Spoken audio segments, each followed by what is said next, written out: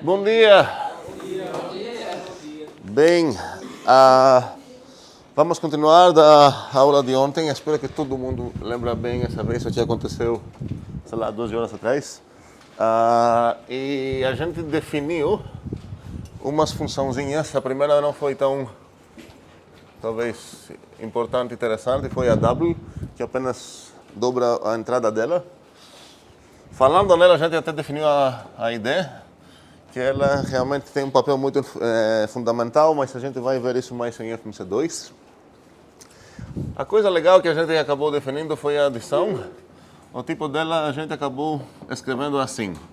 Eu sei que em 12 horas não dá para apreciar bem o que está acontecendo aqui, mas até a gente entender bem o que está acontecendo aqui, que é o que a gente chamou de currificação, que precisamos trabalhar um pouco para entender e para apreciar isso, podemos ler isso apenas como maneira de, ok, está pegando isso, um desses e um desses, você vai retornar um desses.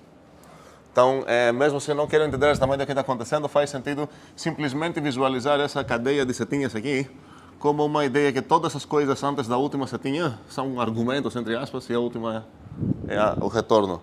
Acontece algo bem mais legal que isso, mas até a gente apreciar e entender isso, talvez podemos visualizar isso assim. E a gente viu que em vez de escrever nessa maneira, sei lá, essa funçãozinha pegando nm, faz sentido escrever isso de uma maneira infixa, n mais m igual a algo. E quando a gente tentou definir essa função dessa forma, a gente viu que na verdade era meio estranho dar um programinha que consegue implementar a adição, calcular essa adição, computar essa função, sem sequer olhar na forma de nenhum dos dois argumentos. E a gente acabou olhando na forma do segundo, e então a gente acabou escrevendo duas equações aqui. E a primeira foi qual? N. O N mais O vai ser o próprio N. E essa foi quanto? Ok. Aqui tem um espaço, eu não vou ficar muito consistente com isso, mas eu vou insistir sobre esse espacinho lá, porque vai facilitar o nosso entendimento em umas coisinhas. E a ideia era definir, pelo menos, mais umas funções. E a gente não definiu nenhuma ontem. Agora, é das vezes que vocês vão ter razão se eu cobrar todo mundo aqui ter feito bastante homework de ontem para hoje. Eu vou entender isso pouco, mas pelo menos talvez multiplicação aqui poderia me ajudar como eu poderia definir. Mas antes disso, um segundo, faz sentido colar de mim mesmo, é só de mim mesmo, não de outros, já que eu consegui a adição, faz sentido pensar, ok, essa ideia aqui foi legal. Então, que tal, pelo menos, acho que é meio óbvio que se eu começar assim vou ter o mesmo problema. Não tenho como decidir com a multiplicação o que vai ser. Então, que tal tentar resolver, definir a multiplicação com apenas duas equações? Se eu não conseguir, talvez eu vou precisar olhar na forma do n também, eu vou precisar de 4 equações e tudo mais. Mas parece que não é tão difícil aqui. A gente mencionou na aula passada qual seria o presente da recursão. E nesse caso, qual foi o presente da recursão? N mais M. O n mais m, certo. Nesse momento que quero definir o n mais sucessor de m, eu tenho acesso no valor n mais m. Eu aproveitei isso aqui porque eu falei, ok, sabendo isso, na verdade, meu resultado vai ser apenas o sucessor desse cara. Ok, aqui o n vezes O vai ser? O, muito bem. E qual é o presente da recursão aqui? N vezes M. Então aqui eu sei o valor de n vezes m, meu objetivo é descrever o valor de n vezes sucessor de m. Qual seria a resposta aqui? N mais N vezes M. N mais o quê? Entre parênteses N vezes M. Ok, por enquanto eu vou botar a parêntese aqui porque eu não discuti ainda a precedência dessa nova coisa que estou definindo. Porque com a precedência que vou definir, na verdade, eu vou acabar sendo capaz até de escrever isso. Mas por enquanto vamos deixar isso aqui. Sim? Tem uma preferência para deixar isso, porque tipo, a gente pode pensar nesse... No NNG, ele dá uma sugestão de sempre induzir nas variáveis mais à direita, porque nas definições das operações, a recursão, a coisa que ele colocou como recursão, alguma coisa assim, ficou mais para a direita. Nesse caso, o S de M ficou à direita e o n vezes m ficou à direita também. Eu não poderia deixar o n vezes m na Ah, um segundo. Estou falando direita ou esquerda do maisinho. Aqui não vai fazer muita diferença. O que vai fazer diferença grande seria onde que eu vou decidir fazer a recursão. Aqui escolhi no segundo argumento, certo? Quando eu vou querer fazer uma indução, isso vai acabar me ajudando para escolher onde que eu vou escolher fazer a indução, vamos dizer, entre aspas.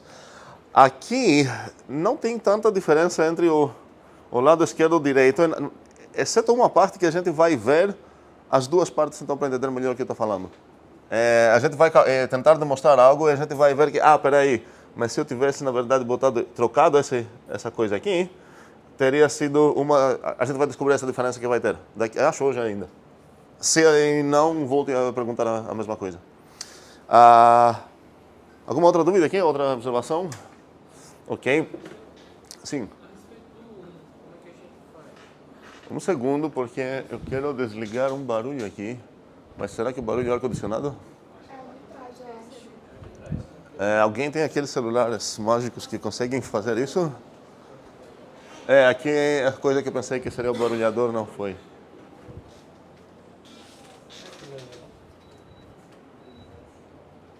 Tá, acho que conseguimos sobreviver. Na verdade, acho que... Não, diminui Não o é não. barulho. É isso não? Eu acho que ele tá parando aos poucos. Ok, obrigado. Bem, então alguém falou algo sobre o 1, não entendi. Não, deixa quieto. Não, o que tu falou mesmo? Eu tinha perguntado como é que a gente vai ver o caso em que n vezes 1 igual a n, mas já está definido ali. Sim, um segundo. Também não preciso contar o n vezes 3, que vai ser n mais n, sei lá, certo? Eu não preciso nenhuma outra equação, vamos dizer assim, entre aspas. Essas duas aqui e essas duas aqui completamente definiam meu maisinho e minha multiplicação.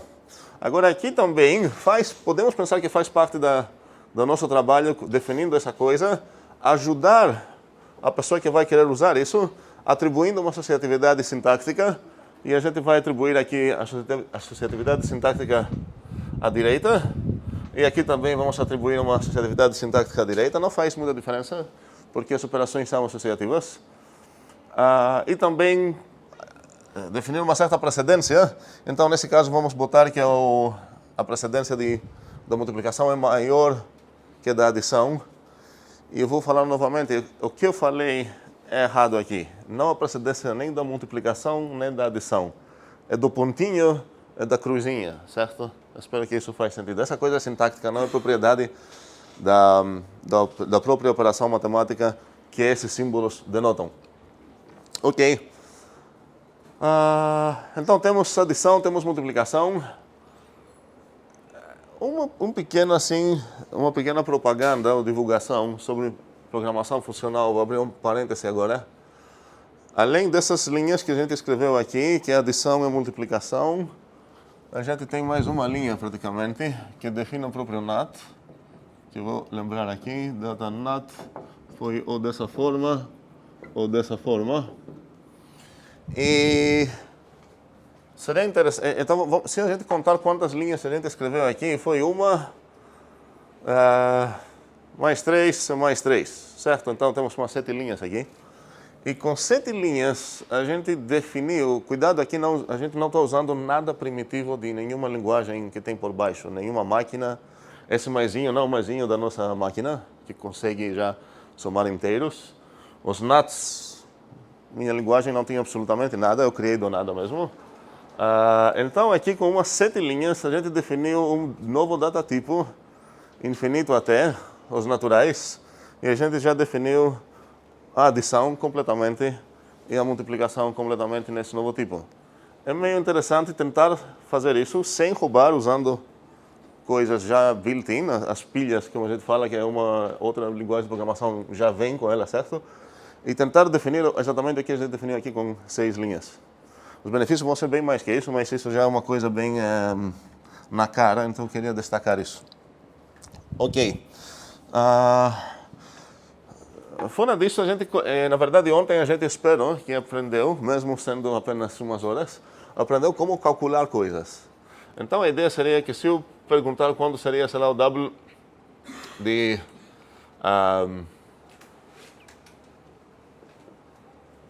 sei Ok, vamos tentar calcular isso. W de 1 mais 2. O que eu quero ver aqui? Como? 6. Ok, vamos dizer que eu quero ver 6. Ok. 1 mais 2 é 2. 3, na verdade, o dobro de 3 vai ser 6. A esperança é que eu vou chegar aqui no 6. Ok? Quando eu vou escrever agora 6, espero que entendamos o que é esse 6. Sucessor, blá, blá. Ok.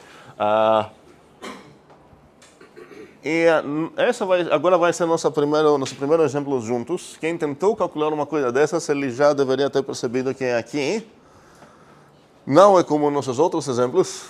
Até agora, aqui tem uma grande diferença. Alguém consegue perceber qual a diferença que eu estou falando? Tem duas operações?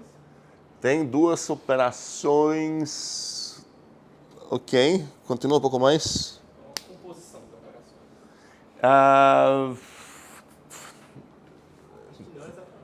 Que é uma grande diferença que tem o processo que eu vou precisar fazer agora. Vamos dizer, o desafio que tinha ontem no cálculo, eu não lembro exatamente qual era, acho que foi 2 mais 3, algo assim. Aqui, a gente acabou descobrindo que isso é 5, certo? Só que aqui eu não tinha um desafio que agora eu tenho. Agora tem que focar na parte de dentro primeiro. É isso. Quem disse? Você tem que descobrir qual focar primeiro. Porque antes a gente focava na operação. Sim, eu vou cobrar pouco. O Jefferson falou, ele falou, você precisa focar dentro primeiro. E não, de jeito nenhum, ninguém vai me obrigar a focar dentro primeiro. Ok? Mas a diferença aqui é o que o Jefferson tem a ver com o que o Jefferson percebeu. Aqui, eu nunca tinha esse trabalho de pensar, ok, onde que eu vou focar? Onde que eu vou focar aqui? Na operação toda. Na expressão toda, certo? Não faz sentido falar operação toda. Nessa expressão toda eu vou focar, não tem outra opção aqui. E na próxima expressão que eu vou chegar aqui na minha mesa para calcular, novamente, eu tinha apenas uma escolha de onde focar. Não era, nesse caso, a segunda coisa já não era a operação toda. Qual foi a segunda coisa aqui? De alguma coisa. E minha única opção aqui era focar aqui dentro. Não tinha outro foco que eu poderia dar. Aqui eu já tenho uma opção. Então, aqui, se eu dar esse exercício para 2 alunos, é possível que eles já vão começar de um jeito diferente. E não é nada óbvio que essa escolha não importa. Pode ser que um cara vai escolhendo certo onde focar numa maneira, chegar num resultado 6, e outro cara focando numa outra maneira, chegar num resultado 8. Então aqui precisamos nos perguntar, ok, mas como que vai andar se é para pensar que a gente está trabalhando de uma maneira computacional, e a gente está trabalhando de uma maneira computacional. Falei que esse é um modelo de computacional, no final das contas. A gente usa esses programas aqui como algoritmos mesmo para calcular algo, certo? Então preciso saber onde focar.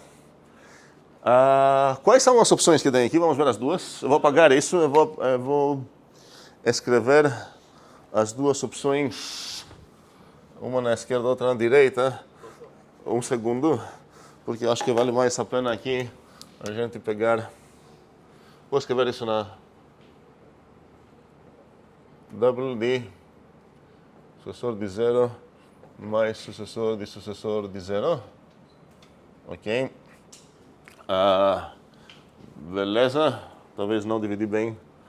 Mas vamos continuar um cálculo por aqui, um outro cálculo por aqui. Exceto se tem 3 coisas para focar. Nesse caso, eu vou precisar dividir em 3, mas aqui realmente não tem 3 opções. Tem só 2. E agora a pergunta é: quais são essas duas? Alguém pode falar para mim uma delas? Sim, Beatriz? No caso, você diria que qual seria o meu foco nesse caso? A expressão toda, certo? Não seria o W. Vamos ver, eu quero enfatizar isso muito. Eu não posso focar no W, porque, na verdade, aqui eu deveria, pelo menos, repetir a definição de W. Ok. O W é de onde para onde? Nat para nat. Nunca escrevem.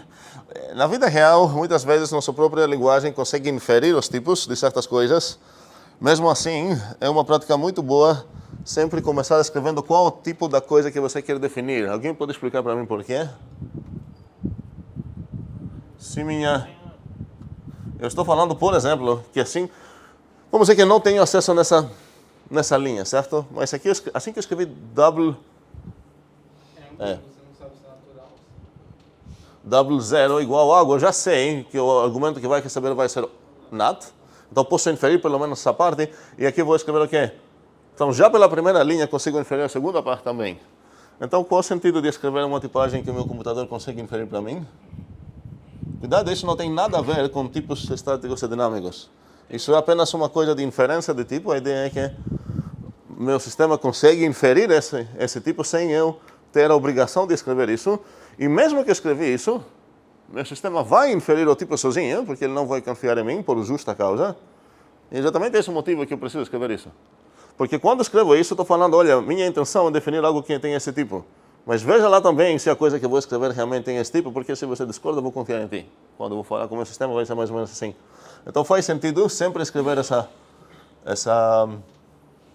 a tipagem da coisa que eu quero definir primeiro, para deixar claro pelo menos qual é a minha intenção. E receber o erro do compilador falando, olha, cara, eu estava esperando aqui ver um NAT, mas aqui você acabou dando outra coisa, então com certeza você não está definindo a coisa que você queria definir. E qual foi aqui a ideia? Sucessor do double D. Pessoal, Oi. aí eu não podia definir o double igual como a gente definiu o Eu- i5, não? Eu poderia definir o double em termos das outras que defini, mas não veja agora que eu escrevi isso terceira, certo? A gente, na verdade, tinha começado com ela. Eu quero ficar com ela por enquanto. Na vida real, a double não fez nenhum papel na definição dessas duas. Então, mesmo tendo definido essa primeiramente, faria sentido falar, ok, peraí, agora tenho uma definição melhor de double, e a gente vai discutir isso daqui a pouco, certo? Mas volte para lembrar isso. Então, quero agora entender bem por que eu não posso focar no double. Por que eu não posso focar no double? Porque o padrão não bate? Como assim nenhum padrão não bate? Porque ali ele quer receber um SQL. Essa é a resposta para outra pergunta. Essa, na verdade, é a resposta porque eu não posso focar no que Beatriz quis focar aqui. Beatriz queria focar realmente em toda a expressão. O exemplo que eu dei é ruim, porque eu realmente queria focar em duas maneiras, mas vamos aproveitar agora para ver por que eu não posso focar no double. Não estou perguntando por que eu não posso focar na expressão toda. Tá, vamos ver primeiramente por que eu não posso... Um segundo. Porque Beatriz sugeriu isso, na verdade, então vamos ver por que eu não posso focar nisso. Porque o padrão não bate. Qual o padrão que eu tenho aqui? Tenho dois padrões, um é esse, o, e outro é sucessor de algo. E o que eu tenho no lado do double é toda essa coisa aqui.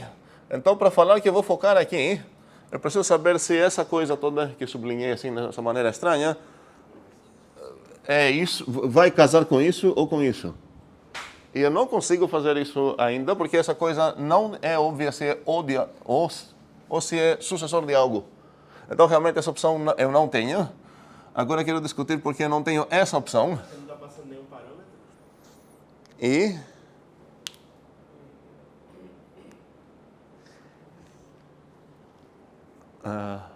alguém?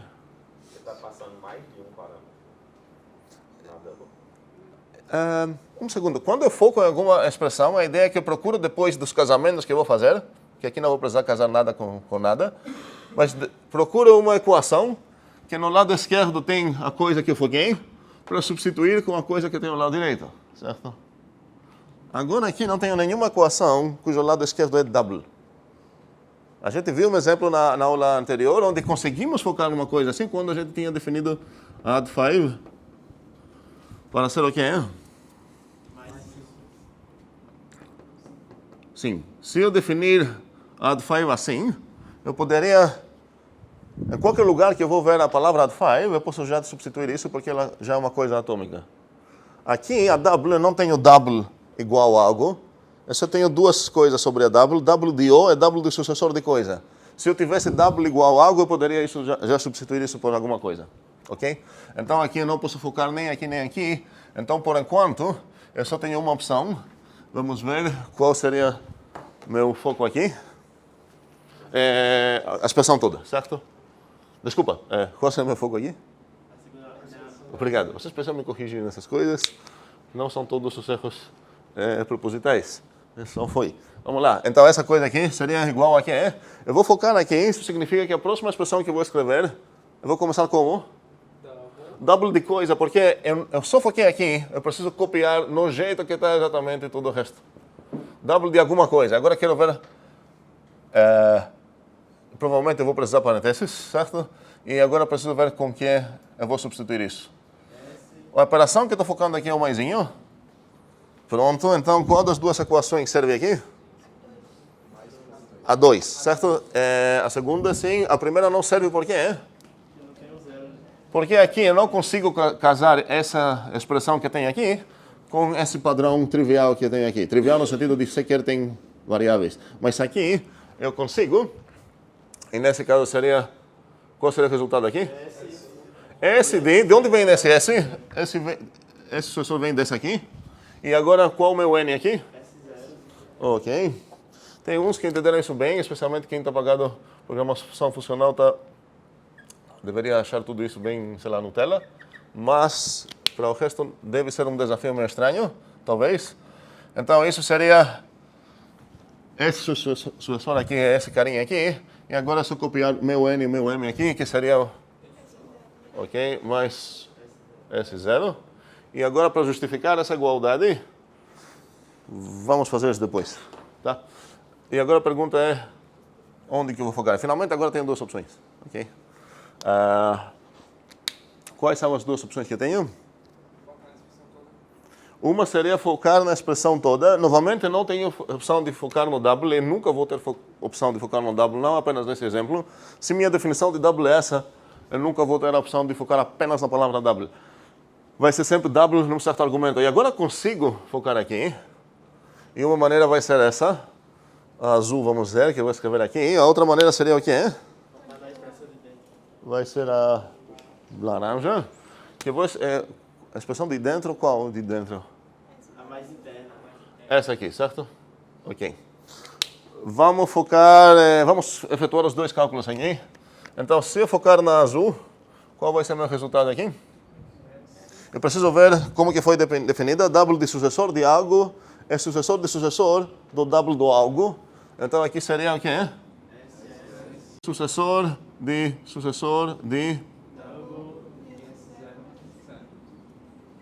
double desse algo, que esse algo eu vou copiar aqui. Cuidado, eu vou precisar de parênteses. Ok? Não faz sentido escrever assim, porque se eu escrever assim, eu ler depois... Eu não falei isso ainda, na verdade, mas o espaço tem a maior precedência, e isso é importante para a nossa notação. E isso ajuda muito várias vezes, mas se eu escrever assim, eu já tenho um problema aqui. Porque esse espaço aí é considerar que isso é o double sucessor de zero mais sucessor de zero, e não isso que eu quero. Cuidado com a posição das parênteses. Então, se eu focar aqui, eu tenho isso, e em vez de ficar mudando esquerda e direita o tempo todo até chegar em dois resultados paralelos, vamos fechar esse cálculo aqui, vamos fechar depois o outro. Ok, obrigado. 1, 2, 3. Sim, falta com certeza uma, faltam aqui. Muito bem. Agora, onde vou focar? Tem opção? Por que eu posso focar nessa coisa? Muito bem, eu não sei ainda se essa coisa aqui consegue casar, com qual das duas consegue casar, porque ela não foi calculada o suficiente para mostrar pelo menos qual a forma dela. Eu poderia pensar que eu preciso achar o valor dela para fazer isso, mas na verdade não preciso achar realmente o valor dela, eu preciso achar qual a forma dela para conseguir andar um pouco mais. Então aqui seria sucessor de double. Tudo isso que eu estou escrevendo aqui, eu não sequer estou olhando nas definições lá, eu sei que vai ser... eu sei que vai ser igual, porque eu foquei apenas aqui, então eu vou precisar aqui também fechar 1, 2 parênteses. Ok? E aqui eu preciso escrever o quê? S e S0 mais 0. E o que eu esqueci aqui? Essa parêntese. É necessário botar essa parêntese, porque se não botar, vai ter um type error aqui, vai parecer que o double está sendo aplicado no sucessor. Certo? Isso seria um type error, eu vou precisar essa parêntese aqui. Ok. Vamos continuar um pouco mais. Isso vai ser o quê?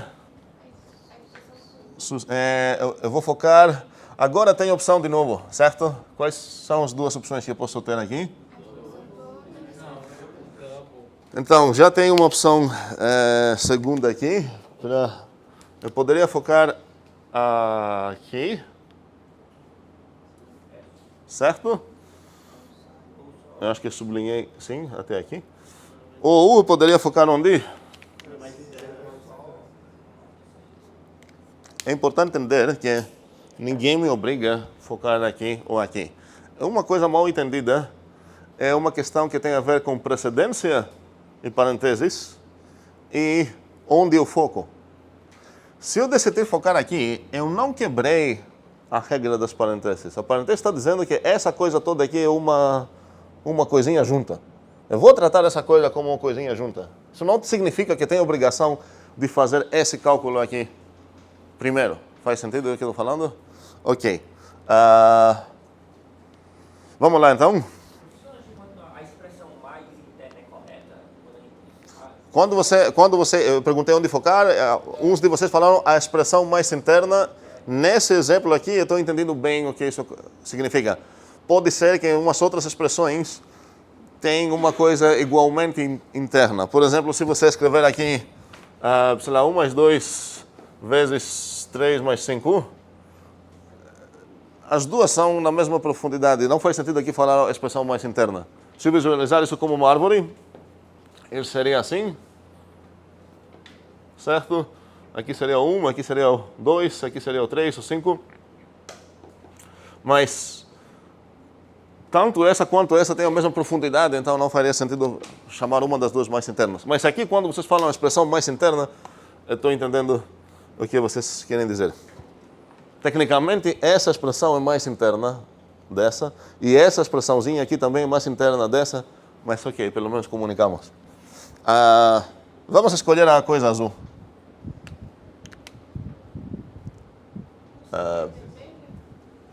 Como? Ou vamos escolher a... Não, peraí. Tanto faz em qual sentido? Talvez, né? A gente vai descobrir se a gente vai chegar no mesmo resultado, tanto aqui quanto aqui, tanto nessas duas novas que estão acontecendo aqui.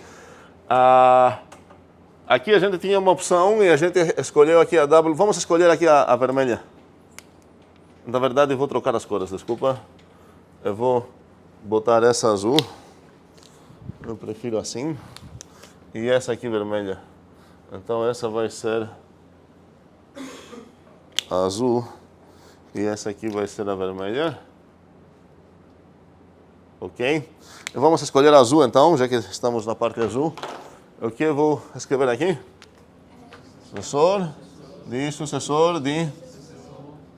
Aqui tem... Certo. Mais dois sucessores aqui. Sucessor de... Finalmente aqui eu tenho o W de quem? W de... Ok.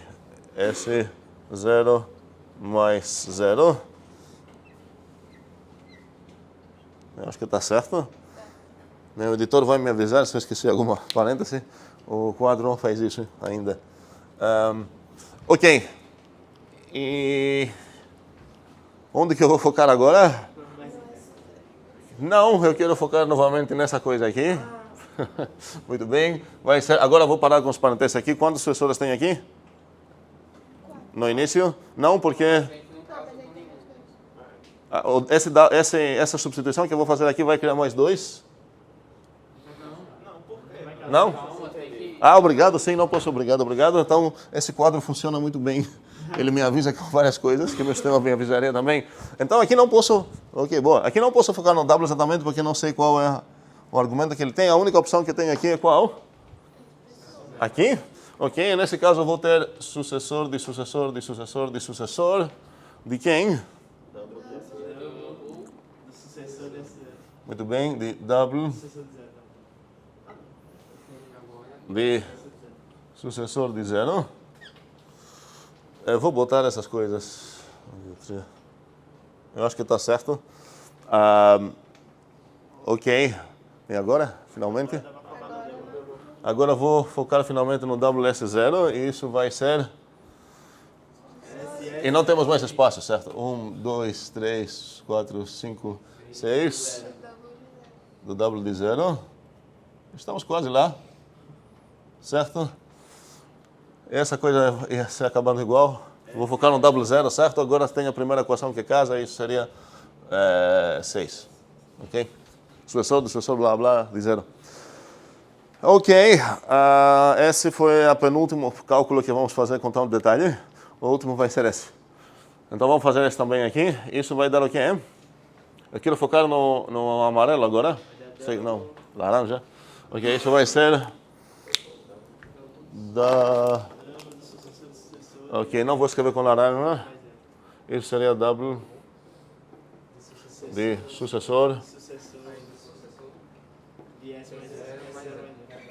Ok, com certeza tem pelo menos, imagina, um aluno que não entende como que todo mundo consegue responder essas coisas. Eu acho que só com prática isso dá para entender, mas seria bom brigar sobre isso, especialmente com seus colegas. Agora eu vou focar onde? Eu vou focar aqui. Ok, isso seria o quê?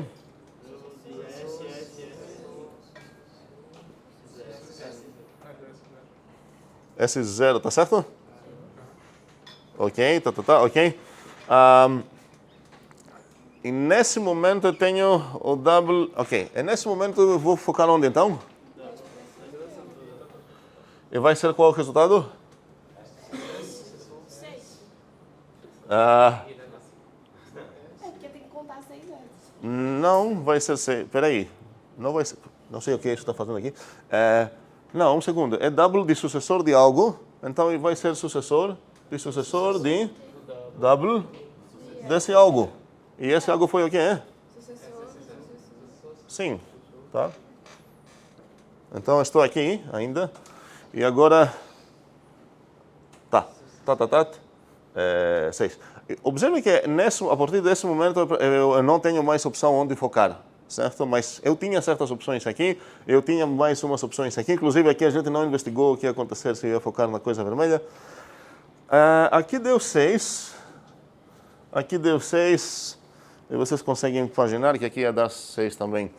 O fato é que os 3 caminhos que a gente investigou chegaram ao mesmo resultado não é coincidência, mas também não é um fato para convincente, uma evidência convincente para acreditar que essa escolha não vai fazer nenhuma diferença. Inclusive, eu acho que já é óbvio que pelo menos uma diferença de quantos passos eu vou fazer já tem, ok? E a gente vai ver também uma diferença ainda mais gritante, onde se você fizer a escolha errada, você sequer vai achar um resultado. Você vai ficar preso sempre fazendo cálculos inúteis, sempre fazendo cálculos sem chegar num valor canônico. Eu vou escrever isso aqui. Valor canônico. Os valores canônicos são aqueles que a gente escreveu, certo? E eu vou voltar para falar sobre essa ideia de construtor versus função. Estou escrevendo aqui. Muitas vezes que escrevo uma coisa aqui para não esquecer, eu acabo depois apagando tudo sem sequer ver. A ideia é, vendo isso, eu quero lembrar, falar sobre isso. Um segundo. O que é verdade, e a gente não vai demonstrar isso, mas é uma coisa bem impressionante, é que as escolhas que você vai fazer sobre onde focar, isso é chamado estratégia de... Estratégia de... Em inglês é evaluation. Eu fico sempre falando errado. Evaluação. Essa palavra eu acho que não existe em português. Valorização é... Não sei, todas essas alternativas que... Avaliação eu já ouvi, valorização eu já ouvi. Sempre tem uma coisa que me faz pensar que tem mais ambiguidade do que eu queria. Eu não sugiro vocês escrever a palavra errada em português. Podemos falar em inglês, evaluation strategy, seria isso. Enfim, quero usar valorização, não tenho problema nenhum. Quero usar avaliação ou até essa palavra inventada, não vou brigar. Mas se quiser comunicar com outros em português, seria melhor evitar umas coisas inventadas.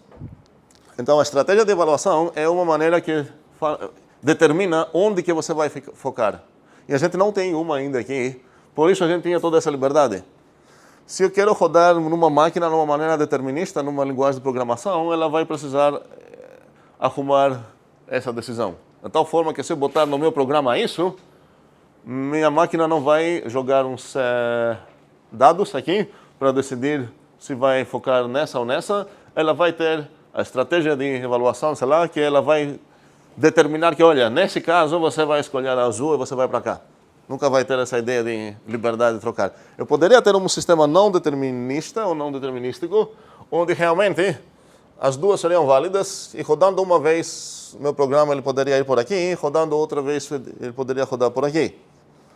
O que é garantido, isso eu falei que é um teorema grande e a gente não vai demonstrar, mas precisamos apreciar e entender o que ele está falando, é que caso que dois caminhos diferentes, certo, como esse aqui, caso que os dois chegam num valor, esse valor só pode ser o mesmo. Então, a escolha de onde focar, no máximo, vai afetar o tamanho dos cálculos que você vai fazer, ou o fato de se você vai chegar num valor ou não, mas se dois caminhos chegam em valores, esses valores são iguais. Só pode ser o mesmo valor. E isso significa que temos uma certa liberdade, não precisamos se preocupar tanto, mas como a gente vai ver em certos exemplos, podemos até chegar num caminho que não vai chegar a nada. Ele vai ficar sempre aqui nesses 3 pontinhos, quando na verdade outro caminho poderia resolver a coisa bem tranquilo, achar um valor canônico. Tinha umas dúvidas aqui, e talvez agora uma... Sim, qual é a dúvida? Essa parte de uma estratégia sempre ficar nesses 3 pontinhos. Vamos ver um exemplo disso daqui a pouco. Mas qual a dúvida? Eu já ouvi em algum momento que existem algumas equações que elas nunca terminam, alguma coisa assim. Sim? E isso tem um nome para isso. Vamos ver isso, exatamente isso daqui a pouco. Sim, tem mais dúvidas. Um segundo, tem alguém aqui? Porque eu sempre prefiro escanear assim. Tem quem? Sim. Antes, se a gente tivesse a propriedade associativa, se a gente trocasse o SS0 e S0, acabaria meio que um impasse só na S0. Você confundiu aqui a palavra associatividade com comutatividade? Se eu entendi o que tu quiser, está falando trocar uma coisa dessas? A gente poderia fazer isso apenas se a gente tivesse demonstrado, estou enfatizando a palavra demonstrado, e não concordado, porque não é uma coisa para falar, bora decidir que essa coisa é comutativa, exatamente porque essa não é uma especificação, essa é uma implementação. A gente definiu aqui essa operação, então a gente vai conseguir demonstrar propriedade sobre ela, é para cada uma que a gente vai demonstrar, a gente vai ganhar mais coisas aqui para continuar. Certo? Então, nesse caso, se eu tivesse demonstrado a comutatividade da adição, eu poderia falar, olha, peraí, essa coisa eu posso trocar assim, certo? Nesse caso não ajudaria muito, porque, na verdade, o zero na parte direita aqui é bem conveniente, porque eu tenho zero na direita aqui, mas é algo que eu poderia fazer. No primeiro caso, lá no começo, no primeiro. Aqui? Isso, se eu trocasse os dois elementos. Muito bem, aqui faz sentido tentar fazer isso, porque o algoritmo, mais ou menos, se a gente pensar um pouco como funciona a adição, ela praticamente pega sucessores da parte direita e tira para fora, até ver um zero, e nesse caso ela apaga o zero. Praticamente o que está acontecendo, a mais faz isso, certo? Faz sentido o que eu descrevi aqui?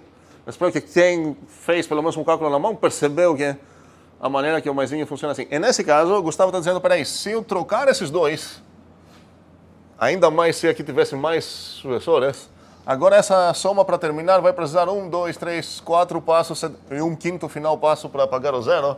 Mas se eu soubesse que eu posso trocar essas duas coisas, eu terminar em um passo para apagar essezinho que está na direita, e depois apagar o zero, pronto.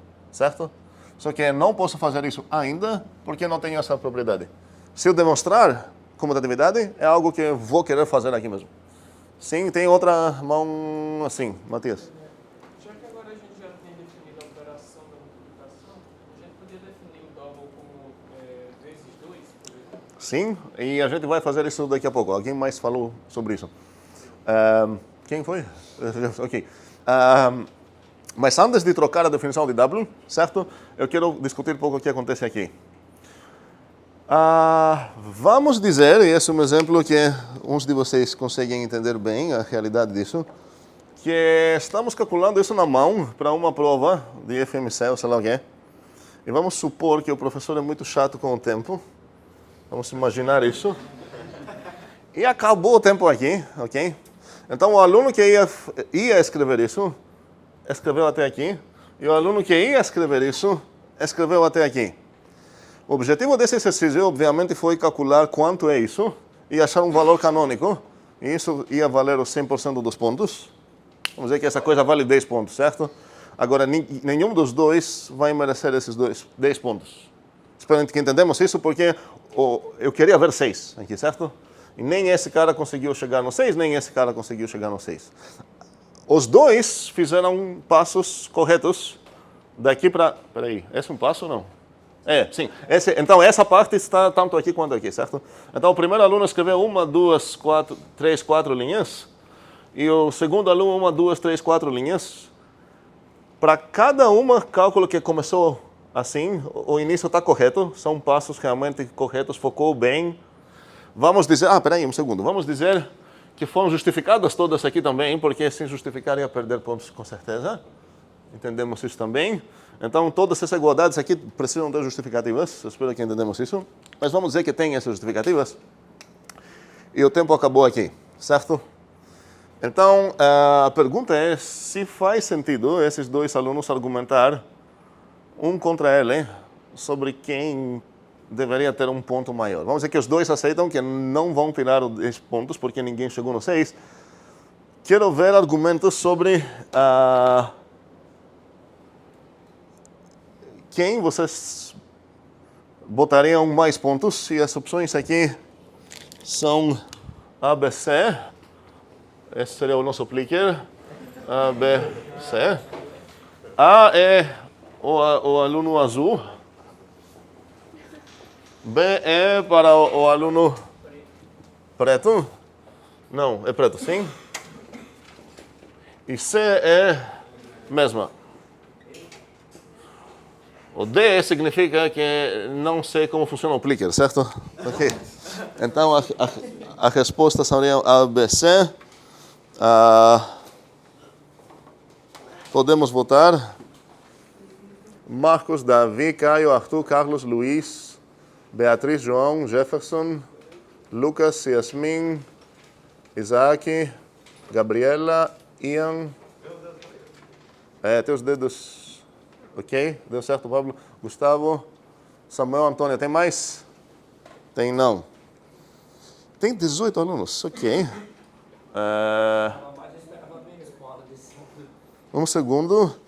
Não, o impressionante é que tinha até 12 que tinham confirmado que conseguiriam hoje. Isso é tanto bom quanto ruim também. Bem, enfim. A votação aqui foi 5... Ok, todo mundo... Uma coisa boa é que todo mundo sabe como funciona o clicker hoje em dia. 5... 11, 2, ok. Eu boto isso no clicker. Vocês sabem que a anotação do... acertar no clicker não significa algo sobre a presença e tudo mais. Então, umas perguntas têm resposta certa e outras não têm. Essa tem resposta certa, mesmo assim eu tenho botado essa como serve porque faz sentido discutir isso. Então, a maioria aqui acha que esse cara merece mais pontos. Então, tem 11 caras defendendo esse aluno, 5 caras defendendo esse aluno, 2 caras que querem ser muito, assim, politicamente corretos, não querem falar nada. Ok. Algum dos 5 que defendem o azul queria ser o advogado de azul mesmo, ir lá com argumentos para defender o caso de azul? Tem um, peraí, ainda não quero saber quantos. Então, todos aqui são, tipo, eu já estou pronto para defender esse caso. Ok. E de preto? Alguém gostaria dos 11 caras de preto? Advogados, temos... Ok, quero ver essa briga. Vamos lá, algum dos advogados de preto? Quem que está? Peraí. Então, como? Eles chegariam a resultado em menos passos. Ok, um segundo. Dos advogados de preto, quem concorda com uma coisa parecida? Parece uma coisa comum, certo? Ele ia chegar lá. Como tu sabe disso? Um segundo. Tá. Faz sentido pensar que ele ia continuar dessa maneira, mas seria difícil esperar que isso passaria no julgamento, certo? Mas olha, ele andou nessa direção, com certeza ele ia andar depois lá. Faz sentido pensar que essa maneira aqui toda tem uma certa vantagem nesse tipo? Nesse caso, certo? Peraí, tem algum outro advogado de preto que quer jogar outro argumento na mesa, hein, Isaac? Ele começa resolvendo as coisas mais simples. Para aceitar isso, agora espero que os outros advogados aqui vão falar, peraí, objection, certo? O que significa mais simples? Para o meu cliente, mais simples isso, para teu cliente, mais simples aquilo. Não temos uma maneira, ou tu tem uma maneira de definir bem o que significa simples? O foco do aluno que fez dessa maneira O preto, certo? foram expressões menores. Ele gastou menos tinta sublinhando, é isso? Isso, porque o da esquerda ele tem duas sublinhações e o da direita ele só subiu uma vez. Porque, por exemplo, o da esquerda ele fez S0 mais S0 e chegou em S mais 0. Mas o da direita ele já tinha S mais 0 e na segunda linha ele já tem S0.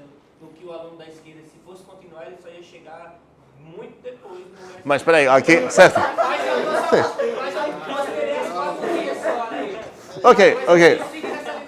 Um segundo.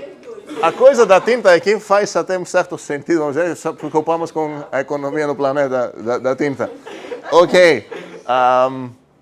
Mas vamos dizer que eles não foram obrigados a sublinhar. É meio óbvio, supostamente, onde que ele sublinhou, então ele não gastou essa tinta. Sim, um segundo. Matias? A gente pode argumentar que o aluno que... Peraí, porque não lembrou como vocês votaram. Quero começar antes de você falar quem você defende, o preto ou o azul? Preto, certo? Fale. A gente pode argumentar que ele já tem uma função double com um argumento na forma canônica e por isso fica mais fácil de fazer. Pelo menos.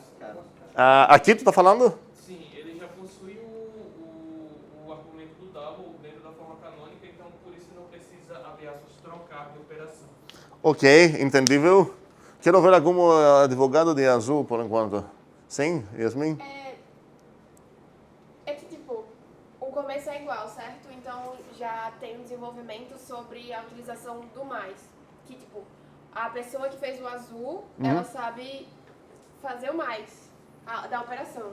Entendeu? Porque, tipo, ela saiu de S0 mais S0 pra... E aqui ela utilizou o double, a definição de double. Porque ela saiu... Nossa, essa é uma boa observação. Ela utilizou duas propriedades, ela mostrou que sabe fazer. Gostei muito. Não é o ponto que quero fazer aqui, mas nesse exemplo que eu dei, realmente uma observação muito boa que talvez esse aluno nunca aprendeu o que é o double. É isso que eu estou dizendo? Ele nunca fez o double. Faz sentido isso, certo? Eu não sei o que ele vai fazer depois. Um segundo. O que tiraria mais pontos seria o que fizesse com a mesma estratégia que a Haskell usa. Não, peraí, um segundo. A gente não discutiu ainda qual a estratégia escolhida pela Haskell e não é compartilhada com toda a linguagem, certo? Uma das características da Haskell é que escolheu essa estratégia, que é chamada preguiçosa, por motivos justos e bons. Mas, vamos lá, faz sentido isso. Nesse caso também eu não posso afirmar com certeza que esse cara não sabia o double. Alguém poderia falar, não, ele ia fazer isso. Não posso ver isso para falar que com certeza ele sabe disso. Realmente tem chances que esse cara sequer sabe a definição de double, vamos dizer, ok? Outro advogado, você trocou de time? Não, mas é uma chance. Sobre... ok. Ele tem que trabalhar com o que tem no papel e ele não mostrou que ele sabe fazer o double. Certo. Não, gostei dessa observação. Essa foi meio coincidência. Eu poderia ter trocado... Se fosse uma linha a mais. Pois é, se fosse uma linha a mais... Então aí, minha opinião já muda também. Certo, ok. Tem alguém outro que queria defender o azul? Não era a mesma coisa? Ok. Tem uma grande diferença. A resposta é que o azul merece mais pontos. Okay? Mas não é por isso. Okay? Os advogados são felizes aqui. Saindo da turma, olha, nenhum aluno conseguiu escrever isso, certo? Então vamos dizer que nenhum dos alunos realmente sabe que o resultado é 6. Mas se eu perguntar aos dois alunos, o que tu sabe sobre o resultado? O azul consegue falar algo muito mais legal do que esse cara. Ou esse cara consegue falar o que é sobre o resultado? É um natural. Ok?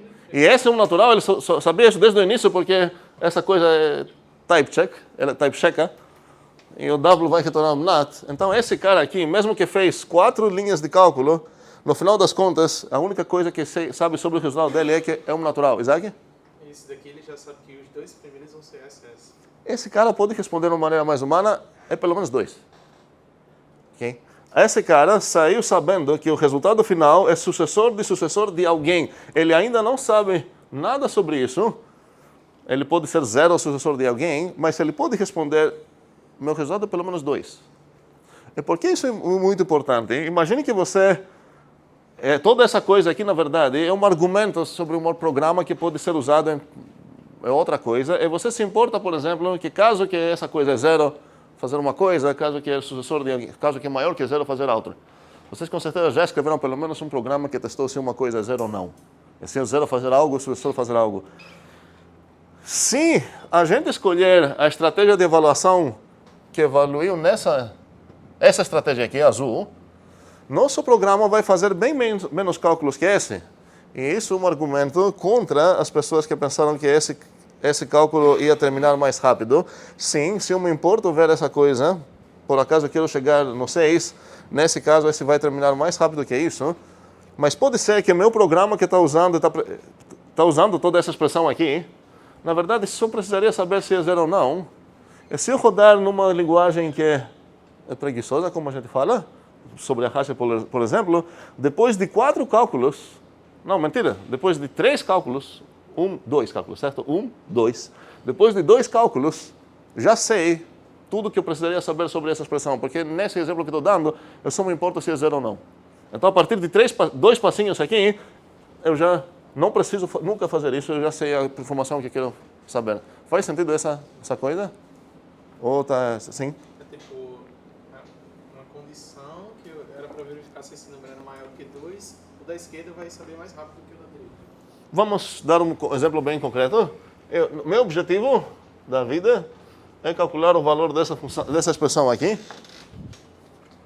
Vida, pega um natural, retorna um natural. E a definição de vida é vida de 0 é igual a 0. Vida de sucessor de n é igual a sucessor de n. Ok? Ah, não, peraí. Isso é a mesma coisa. Sucessor de 0, pronto. Então, como comporta essa funçãozinha vida? Se para o 0 ela retorna 0, para qualquer outro valor retorna 1. Ok? Vamos ver que o meu objetivo, meu programa é calcular a vida disso. Ok? Então, aqui tem um vida de. Ok? E aqui tem um vida de. E aqui tem um vida de. Certo? Depois de 2 passos, eu já estou em posição de focar onde? Em tudo isso aqui. E eu sei qual é o resultado. Qual é o resultado? S de 0. E acabou. Em 1, 2, 3, 4 cálculos. Esse cara que ia escolher, parece que esse cara quer escolher sempre o mais interno. Ele ia carregar esse vida de aqui para 1, 2, 3, 4, 5, 6 cálculos. Não, mas aí já dá. Ah, não, desculpa. Aqui só tem mais um, certo? Aqui já tem mais um cálculo aqui. Vocês podem imaginar que outro exemplo ia carregar mais. Deu para entender isso? Isso já é uma coisa bem diferente da maioria das linguagens. Provavelmente, para quem... Na verdade, para quem... antes de trabalhar com Haskell, eu imagino que vocês começaram a brincar um pouco. Mas talvez esse é o primeiro exemplo de uma linguagem que adota essa estratégia. Lazy versus strict.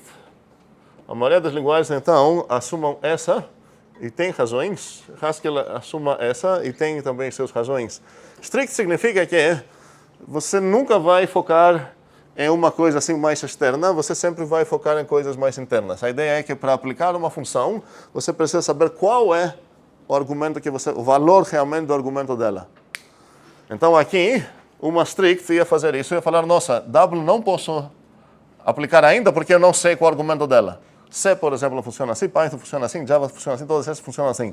Você precisa achar o valor disso para, antes de você quer ir lá olhar qual a definição da tua função. Pelo lado contrário, uma função lazy começa a coisa mais externa. Tecnicamente, posso falar que é a coisa mais esquerda. Aqui é a coisa mais esquerda da vida. Então, minha primeira tentativa seria se eu consigo falar vida de toda essa coisa. Casa, se não casa, vou na próxima coisa mais esquerda. Desculpa, menos esquerda talvez, certo? Estou lendo de esquerda para direita assim a expressão. Até chegar em algo que eu posso focar. E isso tem a vantagem que eu vou precisar fazer... Eu vou evitar fazer certos trabalhos porque pode ser que eu não preciso. Por exemplo, aqui não preciso achar mais. Não me importa quanto é essa coisa. A única coisa que me importava aqui é achar se é sucessor de algo ou zero. Então, para que fazer esses cálculos aqui? São inúteis. Faz sentido? Ok. Então, esse tem a ver com a ideia de estratégia de avaliação. A gente não vai nos obrigar a nenhuma estratégia de avaliação. A Haskell escolhe a lazy, que significa sempre à esquerda. Praticamente todas as linguagens que você tem visto até agora escolham a strict, de direita. Faz sentido o que eu falei? Posso apagar isso? Ok. Para dar um exemplo agora meio gritante, que mostra ainda mais essa diferença entre lazy e strict, e isso acontece bastante na vida real, não é apenas um exemplo meio bobo como o vida. Mas meu exemplo tecnicamente vai ser pouco bobo. Então vamos dizer que o 5 pega um nat e retorna um 5. 5 de x igual 5. O que é 5? Sucessor, ok? Então, o 5 de qualquer coisa é x. E agora imagine que tem aqui uma coisa, como Isaac falou, que nunca vai terminar. Vou escrever aqui o tijolo de n. O tijolo também é de nat para nat. E agora posso ter tijolos ruins, ou tijolos não tão ruins. O tijolo oficial deveria ser tijolo n igual tijolo de n, certo? E isso é um programinha. Vamos ver o que acontece se eu quero calcular o 5 do tijolo de n. Para apreciar que faz muita grande diferença se você vai escolher qual estratégia. Se você escolher a estratégia de Haskell, a lazy, onde você vai focar? Na expressão toda? Não no 5, só se é a expressão toda, 5 de coisa. E você vai falar que o resultado é 5 e acabou, ok? Não posso. Se você ficar numa linguagem strict, a linguagem te obriga, antes de chamar o 5, resolver o problema de calcular quanto é esse tijolo aqui. Aí isso vai para onde? Tijolo de n. Isso vai... Ok, e temos um exemplo, não apenas de diferença de quantos passos você precisa, mas uma estratégia chega num valor, 5, e a outra não vai chegar, certo? Eu espero que entendamos. Uma linguagem strict não vai sair desse loop, nunca vai falar, peraí, cansei, agora vou olhar realmente. A strict obriga, antes de chamar a 5, dar um valor canônico para a 5. Um segundo. Eu falei que esse tijolo não é a pior tijolo que poderíamos ter. Alguém pode pensar em algum tijolão aqui?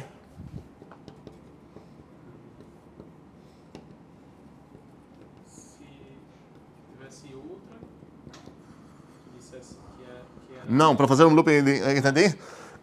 Não é isso que eu quero aqui. Isso não seria tão ruim. Tipo, tijolo bloco e o bloco chamar para o tijolo, certo? Eu poderia então aqui o tijolo n ser bloco de n, o bloco de n ser tijolo de n. Aqui trocaria isso, mas quero uma coisa realmente pior aqui. Aí retorna tijolo de n mais tijolo de n. Ok, essa seria realmente pior. Tijolo de n. Eu poderia falar o tijolão de n é igual tijolão de sucessor de n. Na verdade, de Jefferson é pior ainda. Okay. É o mais tijolãozão, certo? Qual a diferença aqui é que, pelo menos aqui, eu não vou precisar mais espaço. Depende de como é implementada a recursão na tua máquina, talvez isso vai exaustar tua memória ou não, mas isso garanta que vai exaustar tua memória. Porque isso vai ser, a próxima já vai ser sucessor de n, aqui vai ser sucessor de n. Ou eu poderia chamar aqui tijolão de N, certo? Aqui ia ver o quê? Tijolão de N. 5 de tijolão de N, o próximo seria 5 de tijolão de N, 5 de tijolão de N, blá blá. E tudo isso não ia terminar nunca. Por outro lado, se eu escolher a maneira lazy, eu ia ver imediatamente o resultado é 5. E isso faz sentido porque está falando, olha, peraí, como seria o pensamento lazy, o preguiçoso, na verdade, seria 5 de coisa, ok, não quero sequer saber que é essa coisa. Vamos ver se eu consigo me livrar desse cálculo lá, olhando para a definição de 5, pode dar sorte. Nesse caso, deu sorte, certo? Porque o 5 de x já falou para mim qual é o resultado, o x casou com essa coisa toda pronta. Poderia ser pouco, quase 5, que seria para o 0 dar 0 e o quase 5 de sucessor de n dar 5. Então essa é uma quase 5, o 0 é 0, todos os outros naturais vai dar 5. Nesse caso, eu não teria como sair com esses tijolões ruins aqui, mas se meu tijolo foi esse, alguém pode entender o que ia acontecer aqui? Ok, converti em. Vamos lá. Qual seria a estratégia lazy aqui? Você começa com 5 de... não, que 5 sim, de... Tijolo de quem? Vamos dar ok. Tijolo de N, certo? Um certo N que eu não sei quem é. Ok, quero achar quanto é isso. Isso seria o que é? Eu não consigo focar, mesmo sendo lazy, droga, não consigo começar na coisa mais esquerda. Segunda coisa mais esquerda que tem essa seria sucessor de tijolo de N. Ok? Mas agora... Não é que eu precisei calcular todo o argumento, na verdade eu vou precisar sempre calcular o mínimo que eu preciso para saber como andar. Aqui eu já sei como andar, certo? Então isso já sei que é 5, porque casou a segunda coisa, me livrei do trabalho de calcular mais aqui dentro. Uma estratégia strict, por outro lado, ia continuar como? Que foi falar, olha, peraí, ainda não achei qual o valor desse argumento que faz, preciso calcular mais. Então aqui seria sucessor de tijolo de N. E vocês entendem que essa coisa não ia terminar nem em tempo, nem em espaço. Em cada passo eu preciso um pouco mais de espaço porque minha expressão está crescendo, certo? Ok, sim, vamos lá. Então por que usar strict? A lazy parece bem melhor. Boa pergunta. Alguém tem alguma ideia? Tu tem uma ideia? Sim? Você queria avisar pro cara se deu algum erro dentro da apresentação, alguma coisa assim. Ó, o que você fez aqui não é válido. Não, um segundo. Se essa coisa é para dar algum certo erro, é o mesmo erro você vai ver aqui, só que você vai ver depois. Se você conseguir se livrar desses... É isso que eu estou falando ou não? Se tiver na parte interna, que a gente não calculou, tiver um erro, a gente nunca vai ver esse erro no laser. Não, mas nesse caso você considera isso vantagem ou desvantagem? Parece vantagem, ou não? Tipo, sei lá, seria legal avisar o cara sobre esse erro. Porque vai que se desse erro, a gente nunca queria retornar nada. Mas um segundo, você está falando um certo erro que ia produzir, por exemplo, até aqui, sem o erro, e o erro ia dar depois. Mas se ela produzir essa coisa, significa que eu já sei que é sucessor de alguém. Essa coisa pode ser até meio estranha aqui dentro, mas supostamente eu sei que é sucessor de algo, então essa resposta deveria ser certa mesmo tendo um erro aqui. Nesse exemplo que eu estou dizendo, eu diria que na verdade é um argumento a favor da lazy e não da strict. Porque até numa coisa que pode dar uma complicação, sendo erro um loop infinito uma coisa, eu consigo um valor que segundo as minhas definições é correto. Porque que faz de sucessor de qualquer coisa, até coisa bugada, vai ter 5. Cuidado, um segundo. Não pode ter, você está pensando erro de que tipo de coisa? Vai que eu coloco sucessor de bugado. Pronto, aí isso que faz vai dar 5. Um segundo, bugado é o quê? Exatamente, você não sabe. É algo que não é um número. Então vai dar Um segundo, não existe esse erro. Não posso ter esse erro porque estou trabalhando com tipos aqui. Esse erro você poderia ver numa linguagem que não se importa com tipos, só tem um tipo só. Aqui, por exemplo, eu não poderia estar falando, por exemplo, falar sucessor de high, que sequer é um número, é string. Aí o que faz já tá assim. Não, nenhuma coisa, nem sequer vai começar o cálculo, vai falar, olha, peraí que tem um type error. Não vou fazer nada. Eu sei desde o início que não tenho problema de tipos, certo? Eu sei que essa análise vai ser feita. Não, é importante entender essa coisa. Estamos com tipos estáticos, que são os únicos tipos que merecem o S do plural, certo? A gente vai discutir talvez isso sobre esses chamados dinâmicos, que na verdade não são tipos, é apenas um tipo e por causa disso podemos ter problemas dessa coisa que eu estou falando. Aqui é garantido que se sair uma coisa vai ser not, certo? A única coisa que não posso garantir nessa maneira é que meu cálculo vai terminar. Mas é impossível acontecer uma coisa dessas, tanto aqui quanto aqui, ok? Certo? Agora, tentando reformular um pouco, Aham. com lazy você não saberia se você definir uma coisa que no final das contas vai ser uma definição de tijolo. Você não sabe se a sua definição é um tijolo. E por que você sabe isso no strict? Oi? E por que você saberia isso trabalhando numa linguagem strict? Na verdade, nunca saberia, né? Porque fica infinito. Pois é, sim. Não, mas Aí abriria mais espaço para erro, então.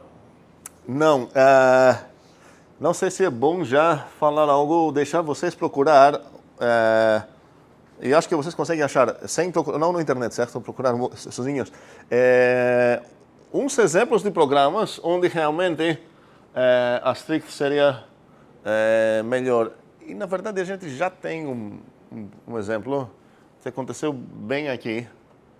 Se meu objetivo não era o 5, ou sei lá o que eu botei lá. Não era que o 5 era o que era mesmo? Vida, certo? Ou vida de coisa, mas é a própria coisa. A gente já viu, se não me engano, esse exemplo já precisou mais passos aqui no lazy, certo? E o strict terminou. Se o meu objetivo era achar os 6, que não vai ser sempre achar os 6, outras vezes vou querer achar o significado da vida, certo? Mas se o meu objetivo era achar os 6, eu acho que essa, no nosso exemplo, já terminou em menos passos, certo? É estranho que a lazy é preguiçosa e ela tem mais trabalho. Nesse caso, certo? Ela acabou fazendo mais trabalho, mas não vai ser sempre. Sim?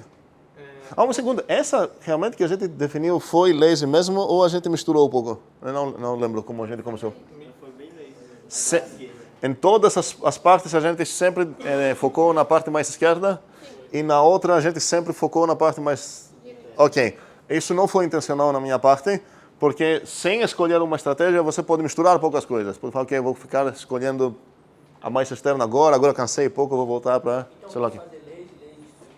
Se você não é uma linguagem de programação determinista, sim. Se você é um humano que não quer se comprometer nem com lazy, com strict, faz sentido, e a gente não vai se comprometer aqui, faz sentido. Todas essas linhas de cálculo, você fala, ok, vou focar aqui.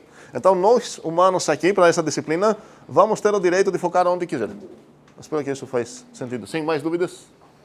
Isaac? Foi naquele momento que eu disse assim, tanto faz, pode tanto somar aqui ou fazer o double. Aí a gente, será mesmo que tanto faz? Aí misturaria, né? Seria ou escolher o mais interno ou escolher o mais... Sim, aquela coisa que eu sublinhei com outra cor aqui. Sim, nesse momento eu poderia trocar para fazer uma outra coisa, certo? Tudo isso seria válido. São 11h17. Eu acho que faria sentido fazer um pequeno break, voltar para continuar, tipo uns 5 minutos, assim, para acalmar um pouco. Estamos... Quem prefere consecutivo até morrer? Não sei. Ninguém? Ok, então vamos mais uma dúvida aqui, depois... Naquilo de eu saber se, por exemplo, quando eu tinha o tijolo igual tijolo de N igual tijolo de N, em algum momento, com a estratégia strict, eu vi que a coisa de cima era exatamente igual a de baixo. Então, nesse caso, certo, nesse caso você pode falar, ok, então desisto. Ou vou falar, ok, vamos trocar de estratégia. Mas o tijolão falou isso, certo? E nesse caso não era exatamente a mesma, era pior ainda, certo? Mas sendo humano, você pode falar, ok, isso não vai dar certo. Mas se você pensar que você já é uma máquina programada para focar numa certa estratégia, você não vai ter como saber se essa coisa vai piorar ou não, vai terminar realmente ou não. Você vai ficar preso na estratégia escolhida. Então, paramos aqui para uns 5 minutos e voltamos tomar uma água, sei lá o quê.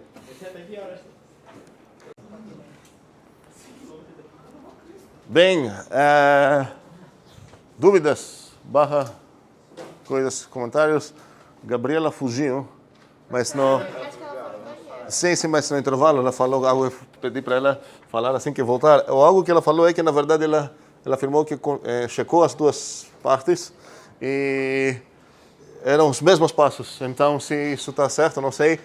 Nesse caso, não temos um exemplo de diferenciar entre os passos que precisamos, ok? Então, vai ficar ainda para achar uma questão sobre isso. A questão não é sempre não é apenas sobre passos que eu vou precisar. Tem uma outra coisa que vocês podem perceber aqui, espero que vocês vão perceber trabalhando um pouco, sobre argumentos contra e a favor para cada uma delas. Não existe escolha certa aqui, mas o que é bom é se minha linguagem, Haskell é uma dessas linguagens, me permite falar, olha, essa função aqui, eu quero ser strict nesse argumento. E pode deixar lazy nos outros. E nesse sentido, significa que você vai obrigar a tua avaliação para esse terceiro argumento, ou quarto argumento dessa função, achar um valor canônico mesmo, e nos restos você pode ficar lazy. Então, a melhor ideia seria se tua linguagem te permite variar entre lazy e strict para certos casos, e realmente, por exemplo, o Haskell nos permite fazer isso. Tem uma função de 5 argumentos, eu posso falar, olha, o segundo e o quinto, eu preciso ele strict, o resto pode ficar preguiçosa, ok? Então, quando a gente fala que Haskell é uma linguagem preguiçosa, isso significa que, por padrão, se eu não falar nada, está tudo preguiçoso. Mas eu consigo falar, olha, aqui, eu preciso que você seja strict. Então, não vamos perder as vantagens de strict, vamos dizer assim, pela escolha padrão da nossa linguagem. E vice-versa, pela linguagem que vai nos permitir emular ou ter uma parte meio lazy. Então, quero voltar agora, antes de apagar isso, sobre essa questão de construtor contra função. Eu posso ver os construtores, por exemplo, o S, eu posso visualizar isso como uma função. Sabemos que o tipo disso é de NAT para NAT. Costumamos escrever a setinha para funções, e aí eu fico insistindo em usar outro nome para o S do que para o W, por exemplo. Ok? Que tem a mesma tipagem, mesmo assim eu chamo esse construtor e o W função, porque o S acontece que esse carinha aqui está dentro da minha definição do data. E por que eu chamo ele de construtor? Para destacar o seguinte: não faz sentido nenhum perguntar quanto é... Vamos lá, faz sentido perguntar quanto é S0 mais SS de 0? Faz sentido perguntar quanto é W de S de 0? No mesmo sentido que faz sentido perguntar a uma criança quanto é 2 vezes 3. Espero que essas perguntas todas façam sentido. Não faz sentido. Se o S fosse uma função, se eu ver isso como uma função qualquer, faria sentido perguntar quanto é o sucessor de 0. Como se fosse uma função que, o sucessor de 0, o resultado disso é 1. Não. O sucessor de 0 já é um valor canônico, e no mesmo sentido que não faz sentido perguntar quanto é sucessor de 0, não faz sentido perguntar quanto é 1. Certo? Espero que entendamos que isso não faz sentido. Os construtores, então, se eu tenho um construtor, como esse aqui, e eu aplicar esse construtor num valor canônico, essa coisa já vai ser um valor canônico, já vai ser não tem um cálculo para fazer lá. Não faz sentido falar, roda a tua máquina para responder em quanto é esse 0, eu quero ver o resultado. Isso é o resultado. Essa é a diferença entre construtores e funções. O construtor, então, aqui, já vai criar um valor, e por isso, talvez, eu vou tentar escrever que o sucessor recebe um natural e ele vira um natural, certo? Talvez vou querer tentar evitar esse retorno porque vai ter mais terminologia de função normal. O sucessor é mais que função. Eu posso ver ele como função, mas ele ainda mais, ele é um construtor, ok? Espero que deu para entender um pouco. Brigas ou... Sim, Matias? A gente podia considerar, tentar fazer ou interpretar o S como uma função o tempo todo, quando assim, se a gente esquecesse que ele é um construtor, isso viraria um tipo de tijolo também? Porque você estaria definindo que, por exemplo, S de 0 é S de 0 e acabou. Se não fosse um construtor, por exemplo. Tu está falando que nesse caso o S, você tentaria, no caso, definir o próprio S, é isso? Sim. E o S seria de NAT, quero entender isso que você está falando um segundo, de NAT para NAT. E qual seria a definição? S de NAT igual a S de NAT. Não de NAT? S de N. Ok, igual S de N. Sim, ok, agora entendi o que está falando. Se eu ia definir isso, o sucessor de N deveria ser o sucessor de N, certo? E nesse caso, eu teria um tijolo que não quebraria. Ok, faz sentido assim. Lucas? Tipo assim, quando o senhor pergunta quanto é SO mais SSO. Mas aqui faz sentido essa pergunta, certo? Por quê? Seria 3S mais O, né? Tipo SS e SO. Eu preciso fazer um cálculo, certo? Esse cálculo realmente, no final das contas, vai dar esse zero, certo? E agora, não faz sentido falar, ok, mas quanto é isso? Porque eu já respondi.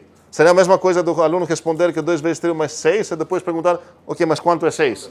Eu estou trolando o aluno aqui, certo? Então, aqui, no primeiro cálculo, você não teria o direito de falar, a resposta disso, quanto é tanto.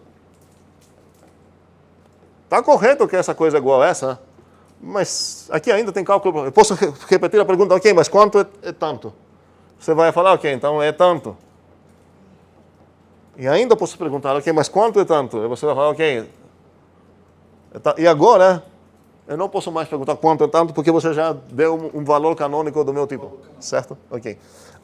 Sim, Isaac?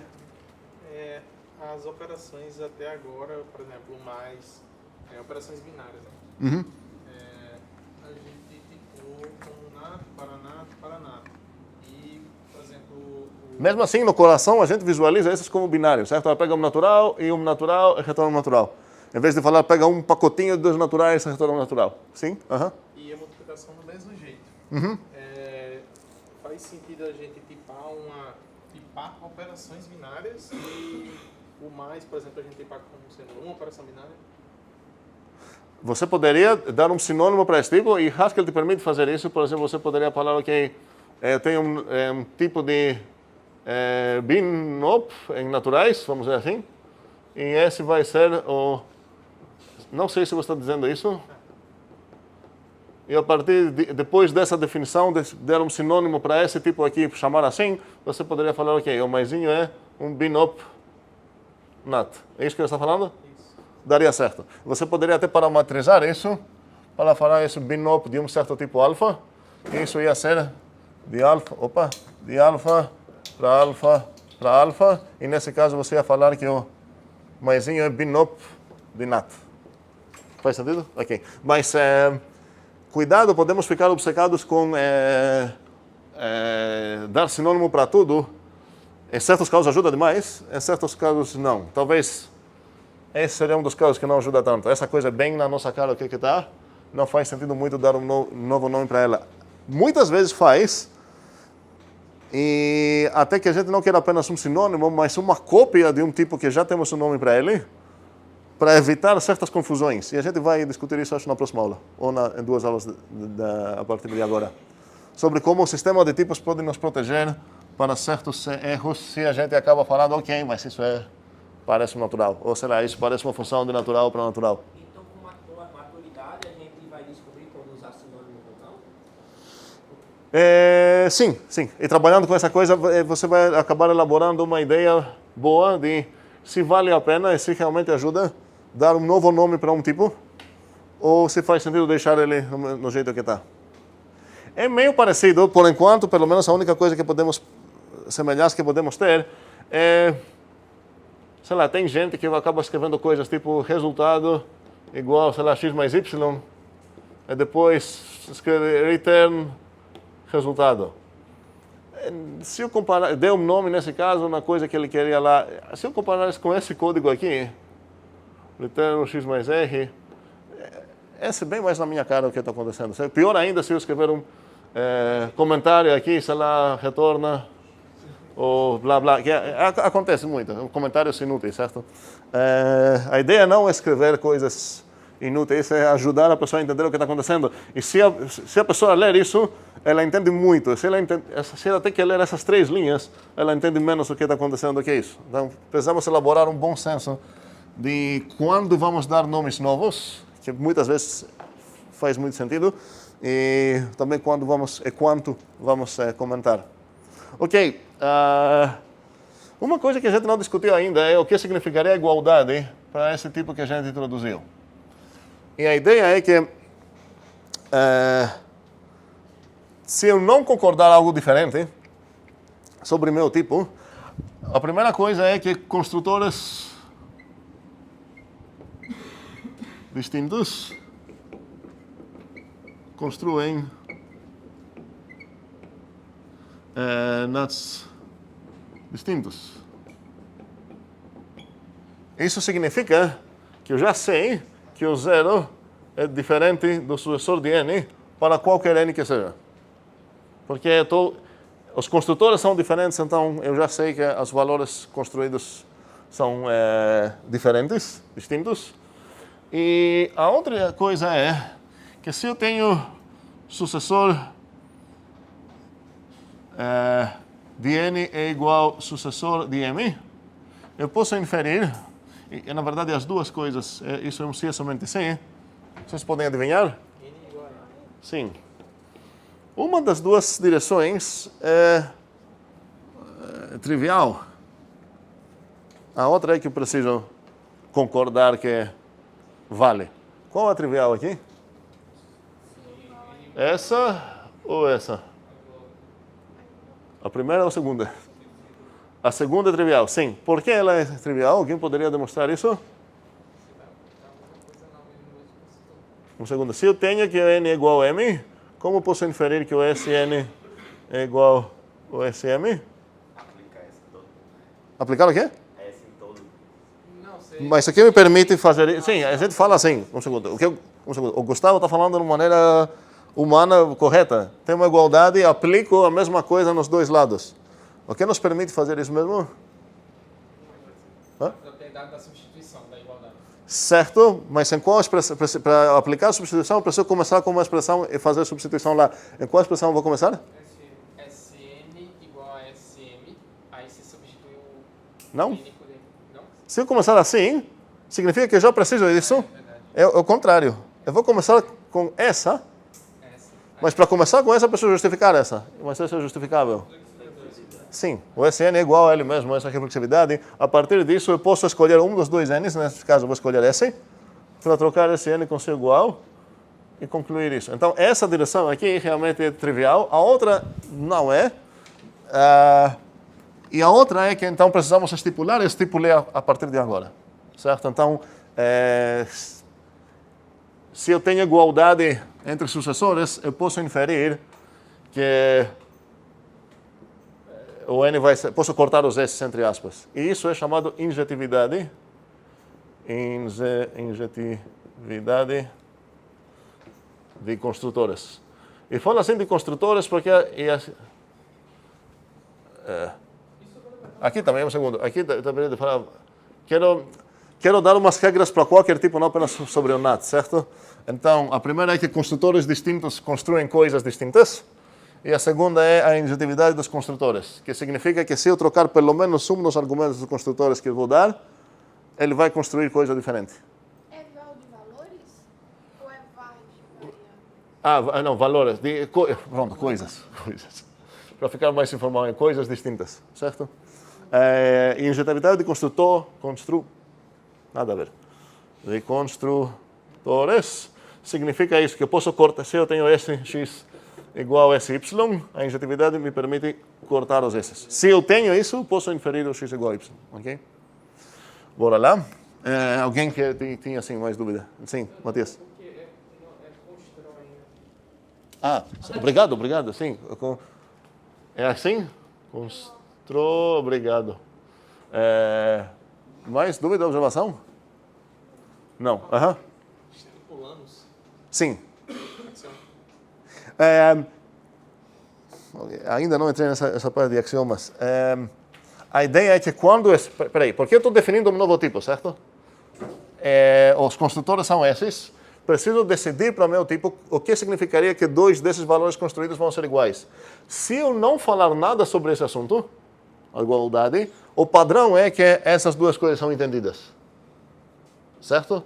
Agora, pode ser que eu quero impor certas colisões no meu tipo. Não é o caso para os naturais. Eu preciso realmente, todos esses carinhas aqui, eu preciso que eles sejam distintos, 2 a 2. Não preciso ter nenhuma colisão aqui. Mas você poderia, e a gente vai ver um exemplo lá, falar, ok, vou criar um tipo parecido com o NAT, com construtores como esses que eu tenho aqui, mas na verdade eu quero dizer que para qualquer N, o N vai ser igual com o sucessor de N. Alguém consegue entender? Módulo? Módulo SS. Módulo quanto? 2. Aqui seria o módulo 2. Se eu criar um tipo exatamente da maneira que eu criei o NAT, eu falei, peraí, não quero só as coisas padrão sobre igualdade sobre o meu tipo, quero impor umas certas igualdades lá. Eu quero impor essa igualdade para cada N fazer isso. Acabei de definir um tipo dos naturais, dos inteiros do planeta 2. Se eu impor essa equação, mais um S aqui, eu ia ter os do planeta 3. Ia ter igualdade aqui. Da mesma maneira que no planeta 3 eles não conseguem diferenciar entre o 0 e o sucessor de 0, para eles é a mesma coisa. Então, isso significa também que o S de 0 ia ser o mesmo desse, certo? Mas essa coisa seria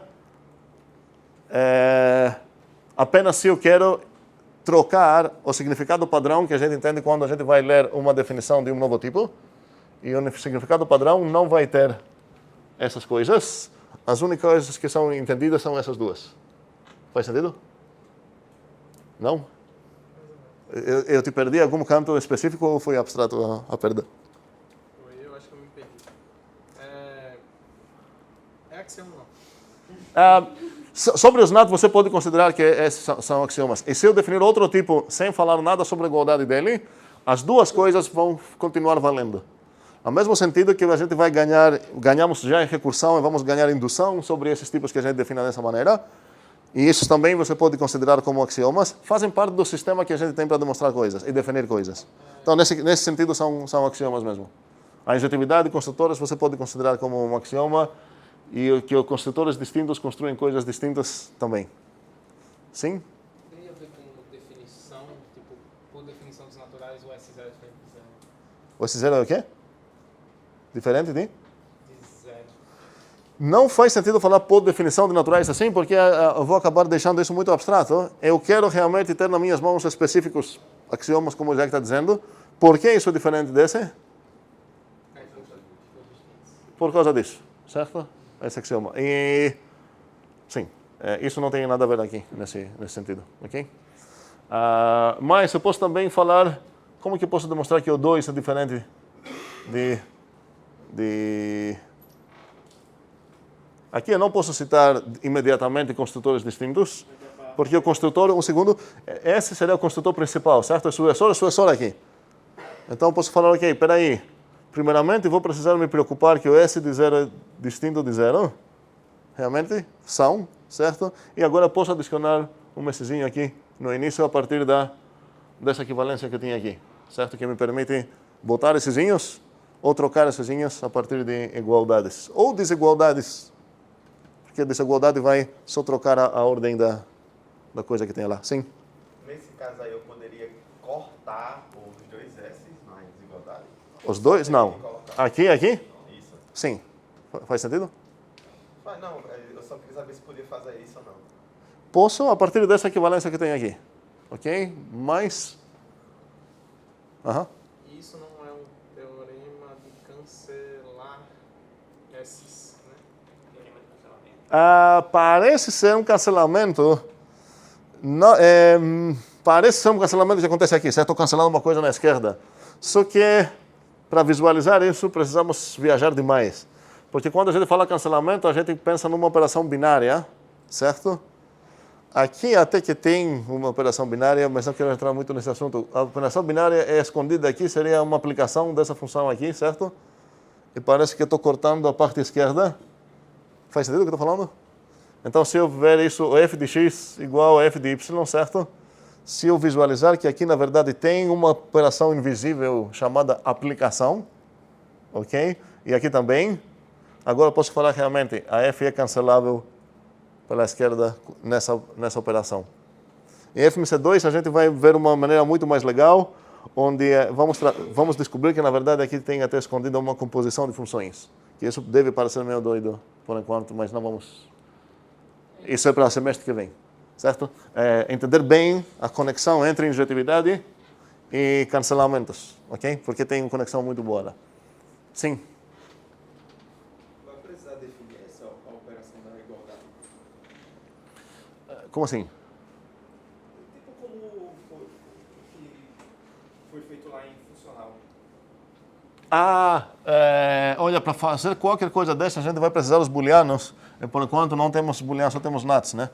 Então, por enquanto, não podemos fazer nada disso. A gente pode Qual a palavra certa?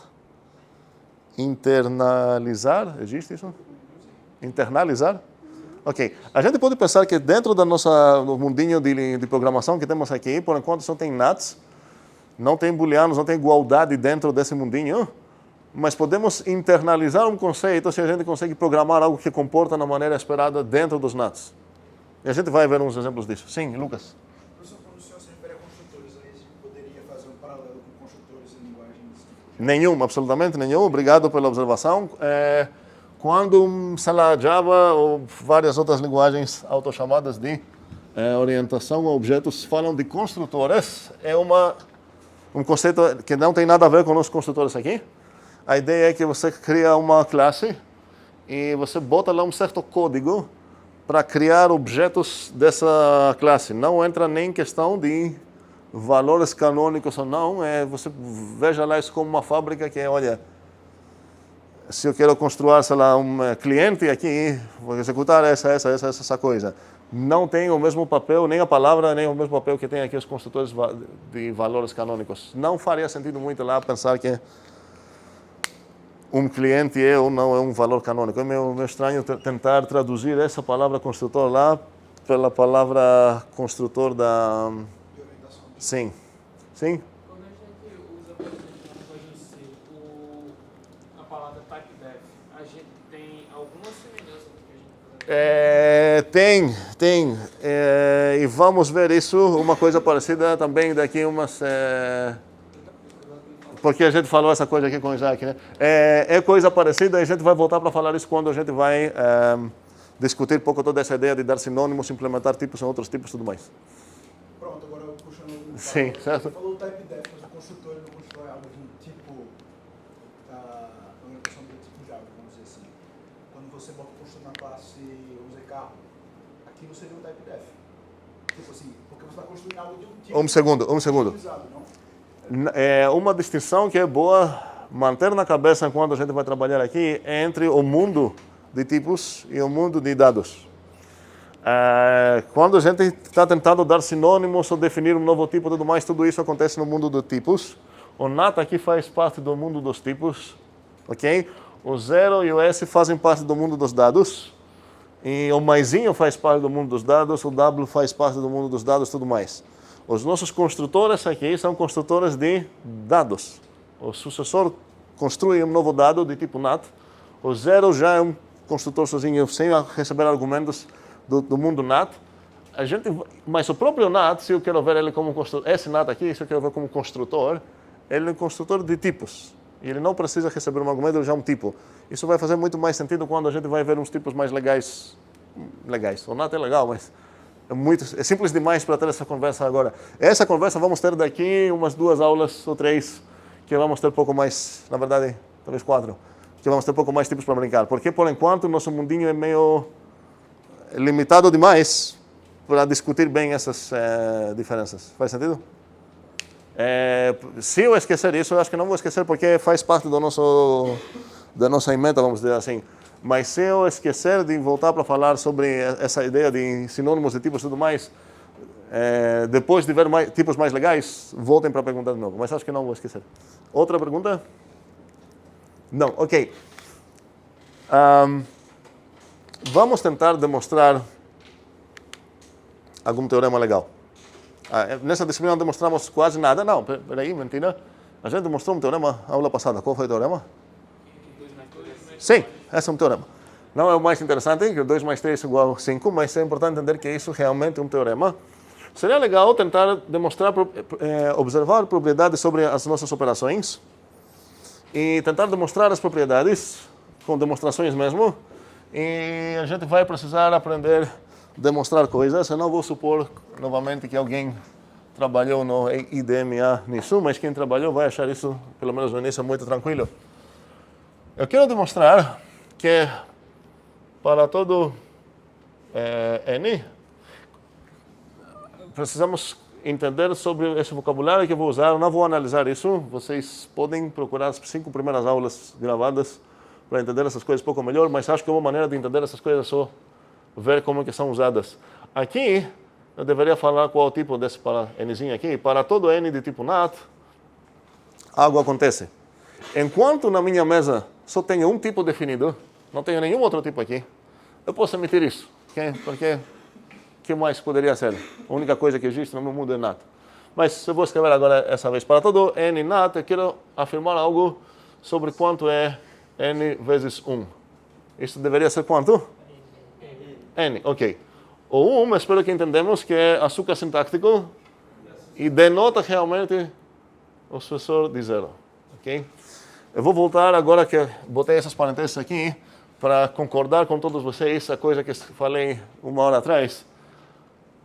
A operação denotada por um espacinho, que é a aplicação da função, tem a precedência mais alta que todas. Isso significa que essas parênteses aqui eu não preciso. Porque aqui tem duas coisas combatendo para o mesmo argumento, vamos dizer assim. Eu tenho um espacinho e um pontinho. E quem vai ganhar aqui é quem? O espacinho. Então posso escrever isso. Se alguém, para enfatizar e até pegar o costume, quer botar essas parênteses, eu não vou brigar, ok? Cuidado para não pensar que essa coisa é de ser interpretada assim, isso não faz sentido nenhum. Ok? Então concordamos que o espacinho precedência, eu vou escrever assim, precedência infinita, ok? Ele vai ganhar contra qualquer outro. E também esse cara associa onde? Esquerda ou direita? Escolha ruim? Escolha de novo? Sim. Esquerda. Isso significa, olha, isso me permite escrever f de x, y, z, se eu quero denotar, pensar que f vai ser uma função ternária. Porque eu preciso visualizar isso a f de x, que vai retornar uma função que vai receber um y, que vai retornar uma função que vai receber um z, e finalmente vai retornar a coisa que eu quero retornar. Nada disso eu vou pensar cada vez assim no detalhe. Eu prefiro ver essa notação, que está meio claro para mim que tem uma f e 3 argumentos no lado dela. Mas o que acontece no final das contas é isso. E precisamos associar na esquerda aqui, porque... E por isso exatamente a gente escolheu a associatividade direita nas setas, porque isso me permite escrever sem parênteses isso, A de B para C para D, e escrever A de A, B, C, sem parênteses nem aqui nem aqui. E como vou visualizar isso mentalmente no meu coração? A F pega um A, pega um B, pega um C, retorna um D. E como vou denotar a aplicação disso? A F, como vou ler isso? A F de A, de B, de C. Ok? Faz sentido essa visualização? Certo. Se eu quero entender realmente o que acontece, preciso estudar mais sobre aquele assunto da aula passada da codificação, e o mais que a gente vai usar, o mais que vai ser entendido. Mas, repito, posso considerar isso apenas como uma sintaxe meio estranha, meio elegante, talvez demais, sem muitas parênteses, lacônica, não sei, sem entender no coração o que acontece. Mas eu gostaria que vocês entendam no coração mesmo. Sim? Eu tenho uma dúvida sobre essas relações que a gente definiu aqui. Aham. No caso, a gente vai ter também, assim, se n mais 0 é igual a n, a gente tem que 0 mais n vai ser igual a n, a gente tem que demonstrar 0 mais n igual a n. Olha, Gustavo aqui está dizendo, peraí, será que isso é um teorema? Ou será que é uma coisa que esqueci de escrever lá? Que é para todo n e para todo m, o n mais m, é isso que tu falou, né? Ou eu entendi errado? Ele falou especificamente do 0 mais n. Eu falei de zero, mas pode ser assim, não. Tua dúvida então é parecida com essa que eu entendi, ok? A resposta vai ser a mesma. Eu não teria o direito de falar, ok, eu quero que isso é verdade para minha definição. Eu poderia ter adicionado aqui umas coisas nas minhas definições. O problema seria qual? Se eu quisesse raciocinar e demonstrar coisas sobre minhas operações que eu defini, o mais simples que é a minha definição, o menos trabalho que eu vou ter para demonstrar coisas sobre a minha definição. Então eu prefiro definir essas da maneira mais simples possível, que seria essa aqui, e inferir, demonstrar propriedades dessas, do que complicar demais minha definição aqui. Cada vez que quero raciocinar ou calcular com uma delas, precisar abrir aqui 8 equações, por exemplo, para contar sobre. Dá uma falsa impressão que vou ganhar talvez mais velocidade e eficiência se eu botar mais equações aqui ou se ficar um pouco mexendo com a ordem, mas não vai ser algo realmente observável. E a partir do momento que eu vou demonstrar algo, a ideia é que consigo aproveitar esse algo na minha linguagem. E uma coisa legal é que se eu conseguir passar teoremas para meu compilador, o meu compilador pode acabar aplicando meus teoremas para ganhar mais espaço. Por exemplo, aqui ele poderia falar, peraí, você quer somar o n com sucessor, ou zero, vamos dizer assim, com sucessor, blá, blá, blá, de uma coisa muito complicada? Ok, eu sei que essa comutativa eu posso trocar essas duas coisas. E uma coisa que o programador não seria obrigado a embutir isso no programa dele. A ideia é que se teu compilador conhece teoremas, equações, ele pode optimizar o teu programa para ti. Você escreve de uma maneira mais clara, não necessariamente muito eficiente, e você deixa as demonstrações demonstradas para o compilador falar, ok, aplique com alguma igualdade lá, se você achar que vai ficar melhor, fique à vontade, as equações são válidas, mas são teoremas, não são decisões, certo? Ok, outra... Sim, Isaac? Teve alguma coisa sobre isso de, na definição, trocar a ordem, eu acho que foi na multiplicação, do porquê ser n mais n vezes n, e não n vezes n mais... Sim, a gente não chegou ainda aqui, vamos chegar. Se não chegamos hoje, vamos chegar na próxima. Tu está falando sobre essa ordem aqui? Vamos ver isso. Hoje, com certeza, não, porque a gente não vai trabalhar nada com multiplicação hoje. Tá. Vamos ver, acho que não vai aparecer aqui, não. Não, na verdade, vai aparecer aqui, sim. Vai aparecer aqui, sim. Bora ver. Obrigado. Então, vamos conseguir isso aqui já. Vamos tentar demonstrar isso, ok? Eu vou destacar aqui, para quem está novato aqui nessa disciplina, de FMC1, certo? Que consideramos todas as superposições que são feitas com certos conectivos lógicos, como a gente fala. Temos conjunção, temos disjunção, temos implicação, temos negação, temos quantificadores, para todo existe, temos igualdade, e a gente descobriu na primeira unidade, que vamos descobrir isso aqui, como tratar a negação, e a ideia é que eu vou falar isso curtamente, que a negação de P, eu vou considerar que essa coisa significa que a partir do P, o P implica no boom. E o que é esse boom, então, no final das contas, ele precisa entrar aqui, vai ser um conectivo unário, ou seja, o tipo... Vamos ver poucos tipos disso, para lembrar qual o tipo dessa coisa aqui. Então, a conjunção seria... Não uma proposição, certo? É uma proposição para proposição. É agora, na unidade 1, que a gente não sabia bem essa coisa de codificação, a gente escrevia assim, tanto faz. Não faz diferença nenhuma agora se eu vou considerar elas codificadas ou não, certo? A conjunção pega duas proposições, ela vira uma proposição, ou também, a disjunção também, a implicação também. E eu não tenho mais binários conectivos aqui. A negação seria o quê? Aplicado numa proposição, isso já vira uma proposição, que a ideia é que é a negação daquela que recebeu. A implicação não é a mesma da negação, não? Não, preciso duas coisas. O P implica o quê? Essa coisa toda aqui é uma proposição. Tem dois argumentos. Faz sentido? aqui está próprio x próprio. Sim, a aplicação recebeu uma proposição e mais uma proposição e virou uma proposição, certo? Ok. E qual seria do boom? Hã? Ninguém? Nem os acordados da unidade 1?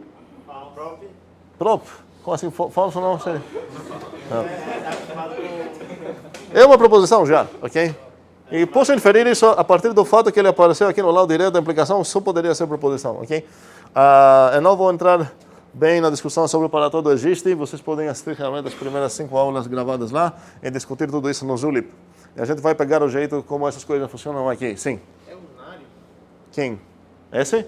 Não, é nulário. Eu falei unário? Não, unário é isso. Unário significa aridade 1, esses são binários. E esse é nulário, que significa aridade 0, ok? Esse carinha aqui é um construtor nulário e esse é um construtor unário. Certo? Ok. Beleza. Então, a ideia é que todas as proposições que a gente vai demonstrar e usar na vida vão ser essas. E cada uma dessas coisas, preciso saber como posso usar. Se eu tenho essa proposição, se eu tenho essa informação, eu quero aproveitar essa coisa para conseguir meu teorema. Por outro lado, pode ser que minha proposição está nos meus alvos, uma dessas coisas aqui, eu preciso saber o que conta como demonstração dessas. Nesse caso aqui, esse teorema, começando, vamos aprender bem essa tabelinha. Quais são os meus dados e qual é o meu alvo. É um erro comum pensar que nos meus dados eu tenho um N natural. Na verdade, não tenho nada disso. Se eu ver minha proposição, eu vou perceber que esse para todo N aqui, na verdade, é apenas uma variávelzinha ligada, e ela liga aqui e aqui. E eu poderia pensar que aqui apenas tem essas ligações, e não aparece o próprio nome N em lugar nenhum. Então, na verdade, minha proposição não está falando algo sobre um certo N natural, está falando que para qualquer natural, tal natural multiplicado por o sucessor de 0 é igual ao mesmo natural. Eu consegui pronunciar toda essa proposição sem falar o nome N, e isso é uma indicação que aqui não aparece o N livre, certo? Então, com certeza, nos dados não tenho isso. O estado inicial da minha demonstração, então, não tem dado nenhum, e tem um certo alvo. Qual é o meu alvo? Toda essa coisa. Para todo N, N vezes sucessor de 0, igual a N. Esse é o meu alvo. E como que acontecem as demonstrações? A ideia é que eu fico lá, essa única parte que eu controlo, que eu escrevo, eu posso pensar isso como se fosse um REPL de uma linguagem, como se fosse o tac de Python, por exemplo. Eu escrevo aqui os comandinhos da minha demonstração, e cada linha tem um certo efeito aqui que acontece. No mesmo sentido que quando em Python eu vou escrever x igual a 5, mesmo que me dá a impressão que nada aconteceu, algo foi alterado no estado do meu programa aqui, certo? Um certo x lá foi declarado, ganhou um valor, tudo mais. É uma maneira parecida, acontece aqui nas demonstrações. Sobre isso, novamente, seria bom rever as primeiras 5 aulas. Vamos lá, então, qual seria a primeira linha da minha demonstração aqui? Ok, eu preciso saber como que posso atacar um alvo que tem essa forma aqui, que é o para todo. Eu vou começar assim, seria N natural. E isso mudou tanto meus dados quanto meu alvo. Nos meus dados eu ganhei um certo N, que ele é um natural. E nos meus alvos, vou fazer essas coisas porque eu sei que a maioria de vocês agora já são adultos nesse sentido, mas vamos dar um outro nome aqui, vamos dar seja A natural. Então agora ganhei um A natural, meu objetivo é demonstrar o que é. A vezes S0 igual a... Certo, agora meu objetivo seria mostrar que o A vezes sucessor de 0 igual a... cuidado aqui, então, precisei substituir esse N aqui por o cara que escolhi. Ok. Então, meu alvo agora é isso. Agora, meu alvo não é nenhum dos conectivos lógicos que tem aqui. Na verdade, é uma igualdade, esse cara aqui. E a única coisa que eu posso fazer agora é consultar o que eu sei aqui. Eu posso pensar, agora voltamos aqui na questão da aula passada, posso considerar que esses são axiomas que eu tenho sobre a adição, desculpa, a multiplicação, que me importa aqui. E aqui tem escondido um para todo n, isso, e aqui é escondido para todo n, e para todo m também, essa coisa toda. Ok, o que eu poderia fazer agora? Calculamos. E agora, minha sorte seria se eu conseguir pegar um lado desses dois, calcular até chegar no outro. Vamos pegar aquele que é mais óbvio como calcular, que vai ser esse. E agora eu vou escrever com que essa coisa é igual. Como falei na aula anterior, cada linha do meu cálculo, realmente cada passo é um verbo e precisa ser justificado por que essa coisa faz isso com a próxima. Alguém pode ajudar aqui? A mais A vezes A mais A vezes? Ok. Qual seria a justificativa que eu vou escrever aqui, que não tem espaço? M2. Ok, alguém está estudando fora daqui, que faz muito bem. Não tenho M2 aqui. A gente já concordou de anotar isso assim. A segunda de multiplicação. E eu quero saber qual a substituição que eu preciso para chegar lá. Eu quero saber qual o N e qual o M. Muito bem. Se eu tivesse escolhido aqui o nome N, não teria nada estranho, nada tijoloso aqui falar... Sim, aqui não tem realmente uma afirmação que o N é igual a N. Nada a ver, estou falando, olha, aquela coisa, parâmetro que você escolheu chamar de N aqui, eu posso dar qualquer valor que eu quero. Eu vou dar para esse parâmetro lá o meu N, certo? Esses dois N's não é a mesma coisa. Espero que isso faz sentido. Mas aqui eu escolhi o A, então não tem essa coisa para fazer. E agora isso seria igual a? A mais E.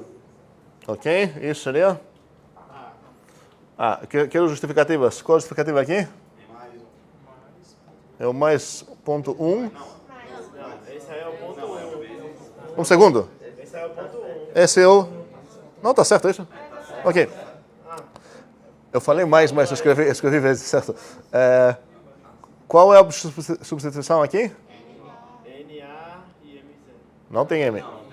Ah, é. Certo? A primeira equação sequer tem M. Ok, cuidado. E aqui seria o quê? Qual do mais? Qual a substituição? Muito bem, ok. Ok. E eu terminei meu teorema. Ok? Eu cheguei, depois desse cálculo, eu ganhei que essa coisa é igual a essa. Então, no final das contas, o que aconteceu é que nos meus dados eu ganhei exatamente algo que eu tinha aqui. Então, a minha demonstração acabou. Isso aqui eu preciso escrever nada mais. Aqui eu tenho o direito de falar aqui. Terminei minha demonstração. Vou botar esse... Então, a palavra túmulo era errada, aparentemente. Qual? Alguém lembra qual a palavra em português? Certo, é isso? Lápide. Isso, sim, ok, certo. Tombstone. É chamada também Halmos, pelo cara que começou a usar essa. Não é tijolo, não. A ideia é que você matou o teorema, então, e isso é a... Isso... Acho que era o quadradinho do como queríamos demonstrar. Do quadradinho de? Como queríamos demonstrar. Sim, que é oper ide dixe. Em grego, o antigo Euclides está usando oper ide dixe, que significa que é o que eu precisaria mostrar. Em latim ficou qual era demonstrado, uma coisa assim, que parece muito perto do português, que era para ser demonstrado, uma coisa assim. E para resumir isso, o Halmos acabou usando isso. O legal disso visualmente é que você consegue ver muito bem, porque é uma coisa bem negrita assim, ver muito bem onde que termina o teoreminha, tá? Nada demais. Ok, então demonstramos essa coisa. O que ia acontecer agora se a gente tivesse escolhido, vamos ver como teria ficado essa demonstração, caso que a gente tivesse trocado nessa definição aqui de multiplicação a ordem dos argumentos dessa soma aqui. Então, em vez de n mais n vezes m, ficaria n vezes m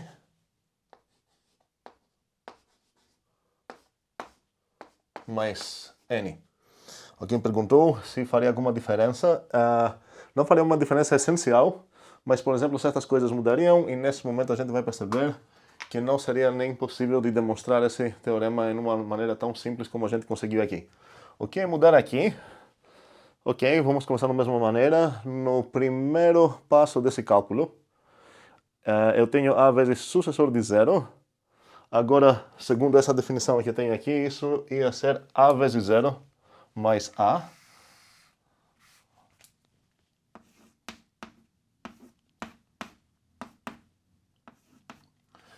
E a justificativa precisaria talvez mudar também. Meu n aqui seria... Não, ela não precisaria mudar, seria a mesma. Só que agora, novamente aqui, não seria a mais zero, seria 0 mais a.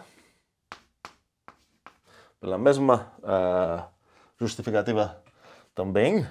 E o que muda agora é que eu não tenho como fazer esse passinho aqui. Porque antes o zero estava na parte direita da soma.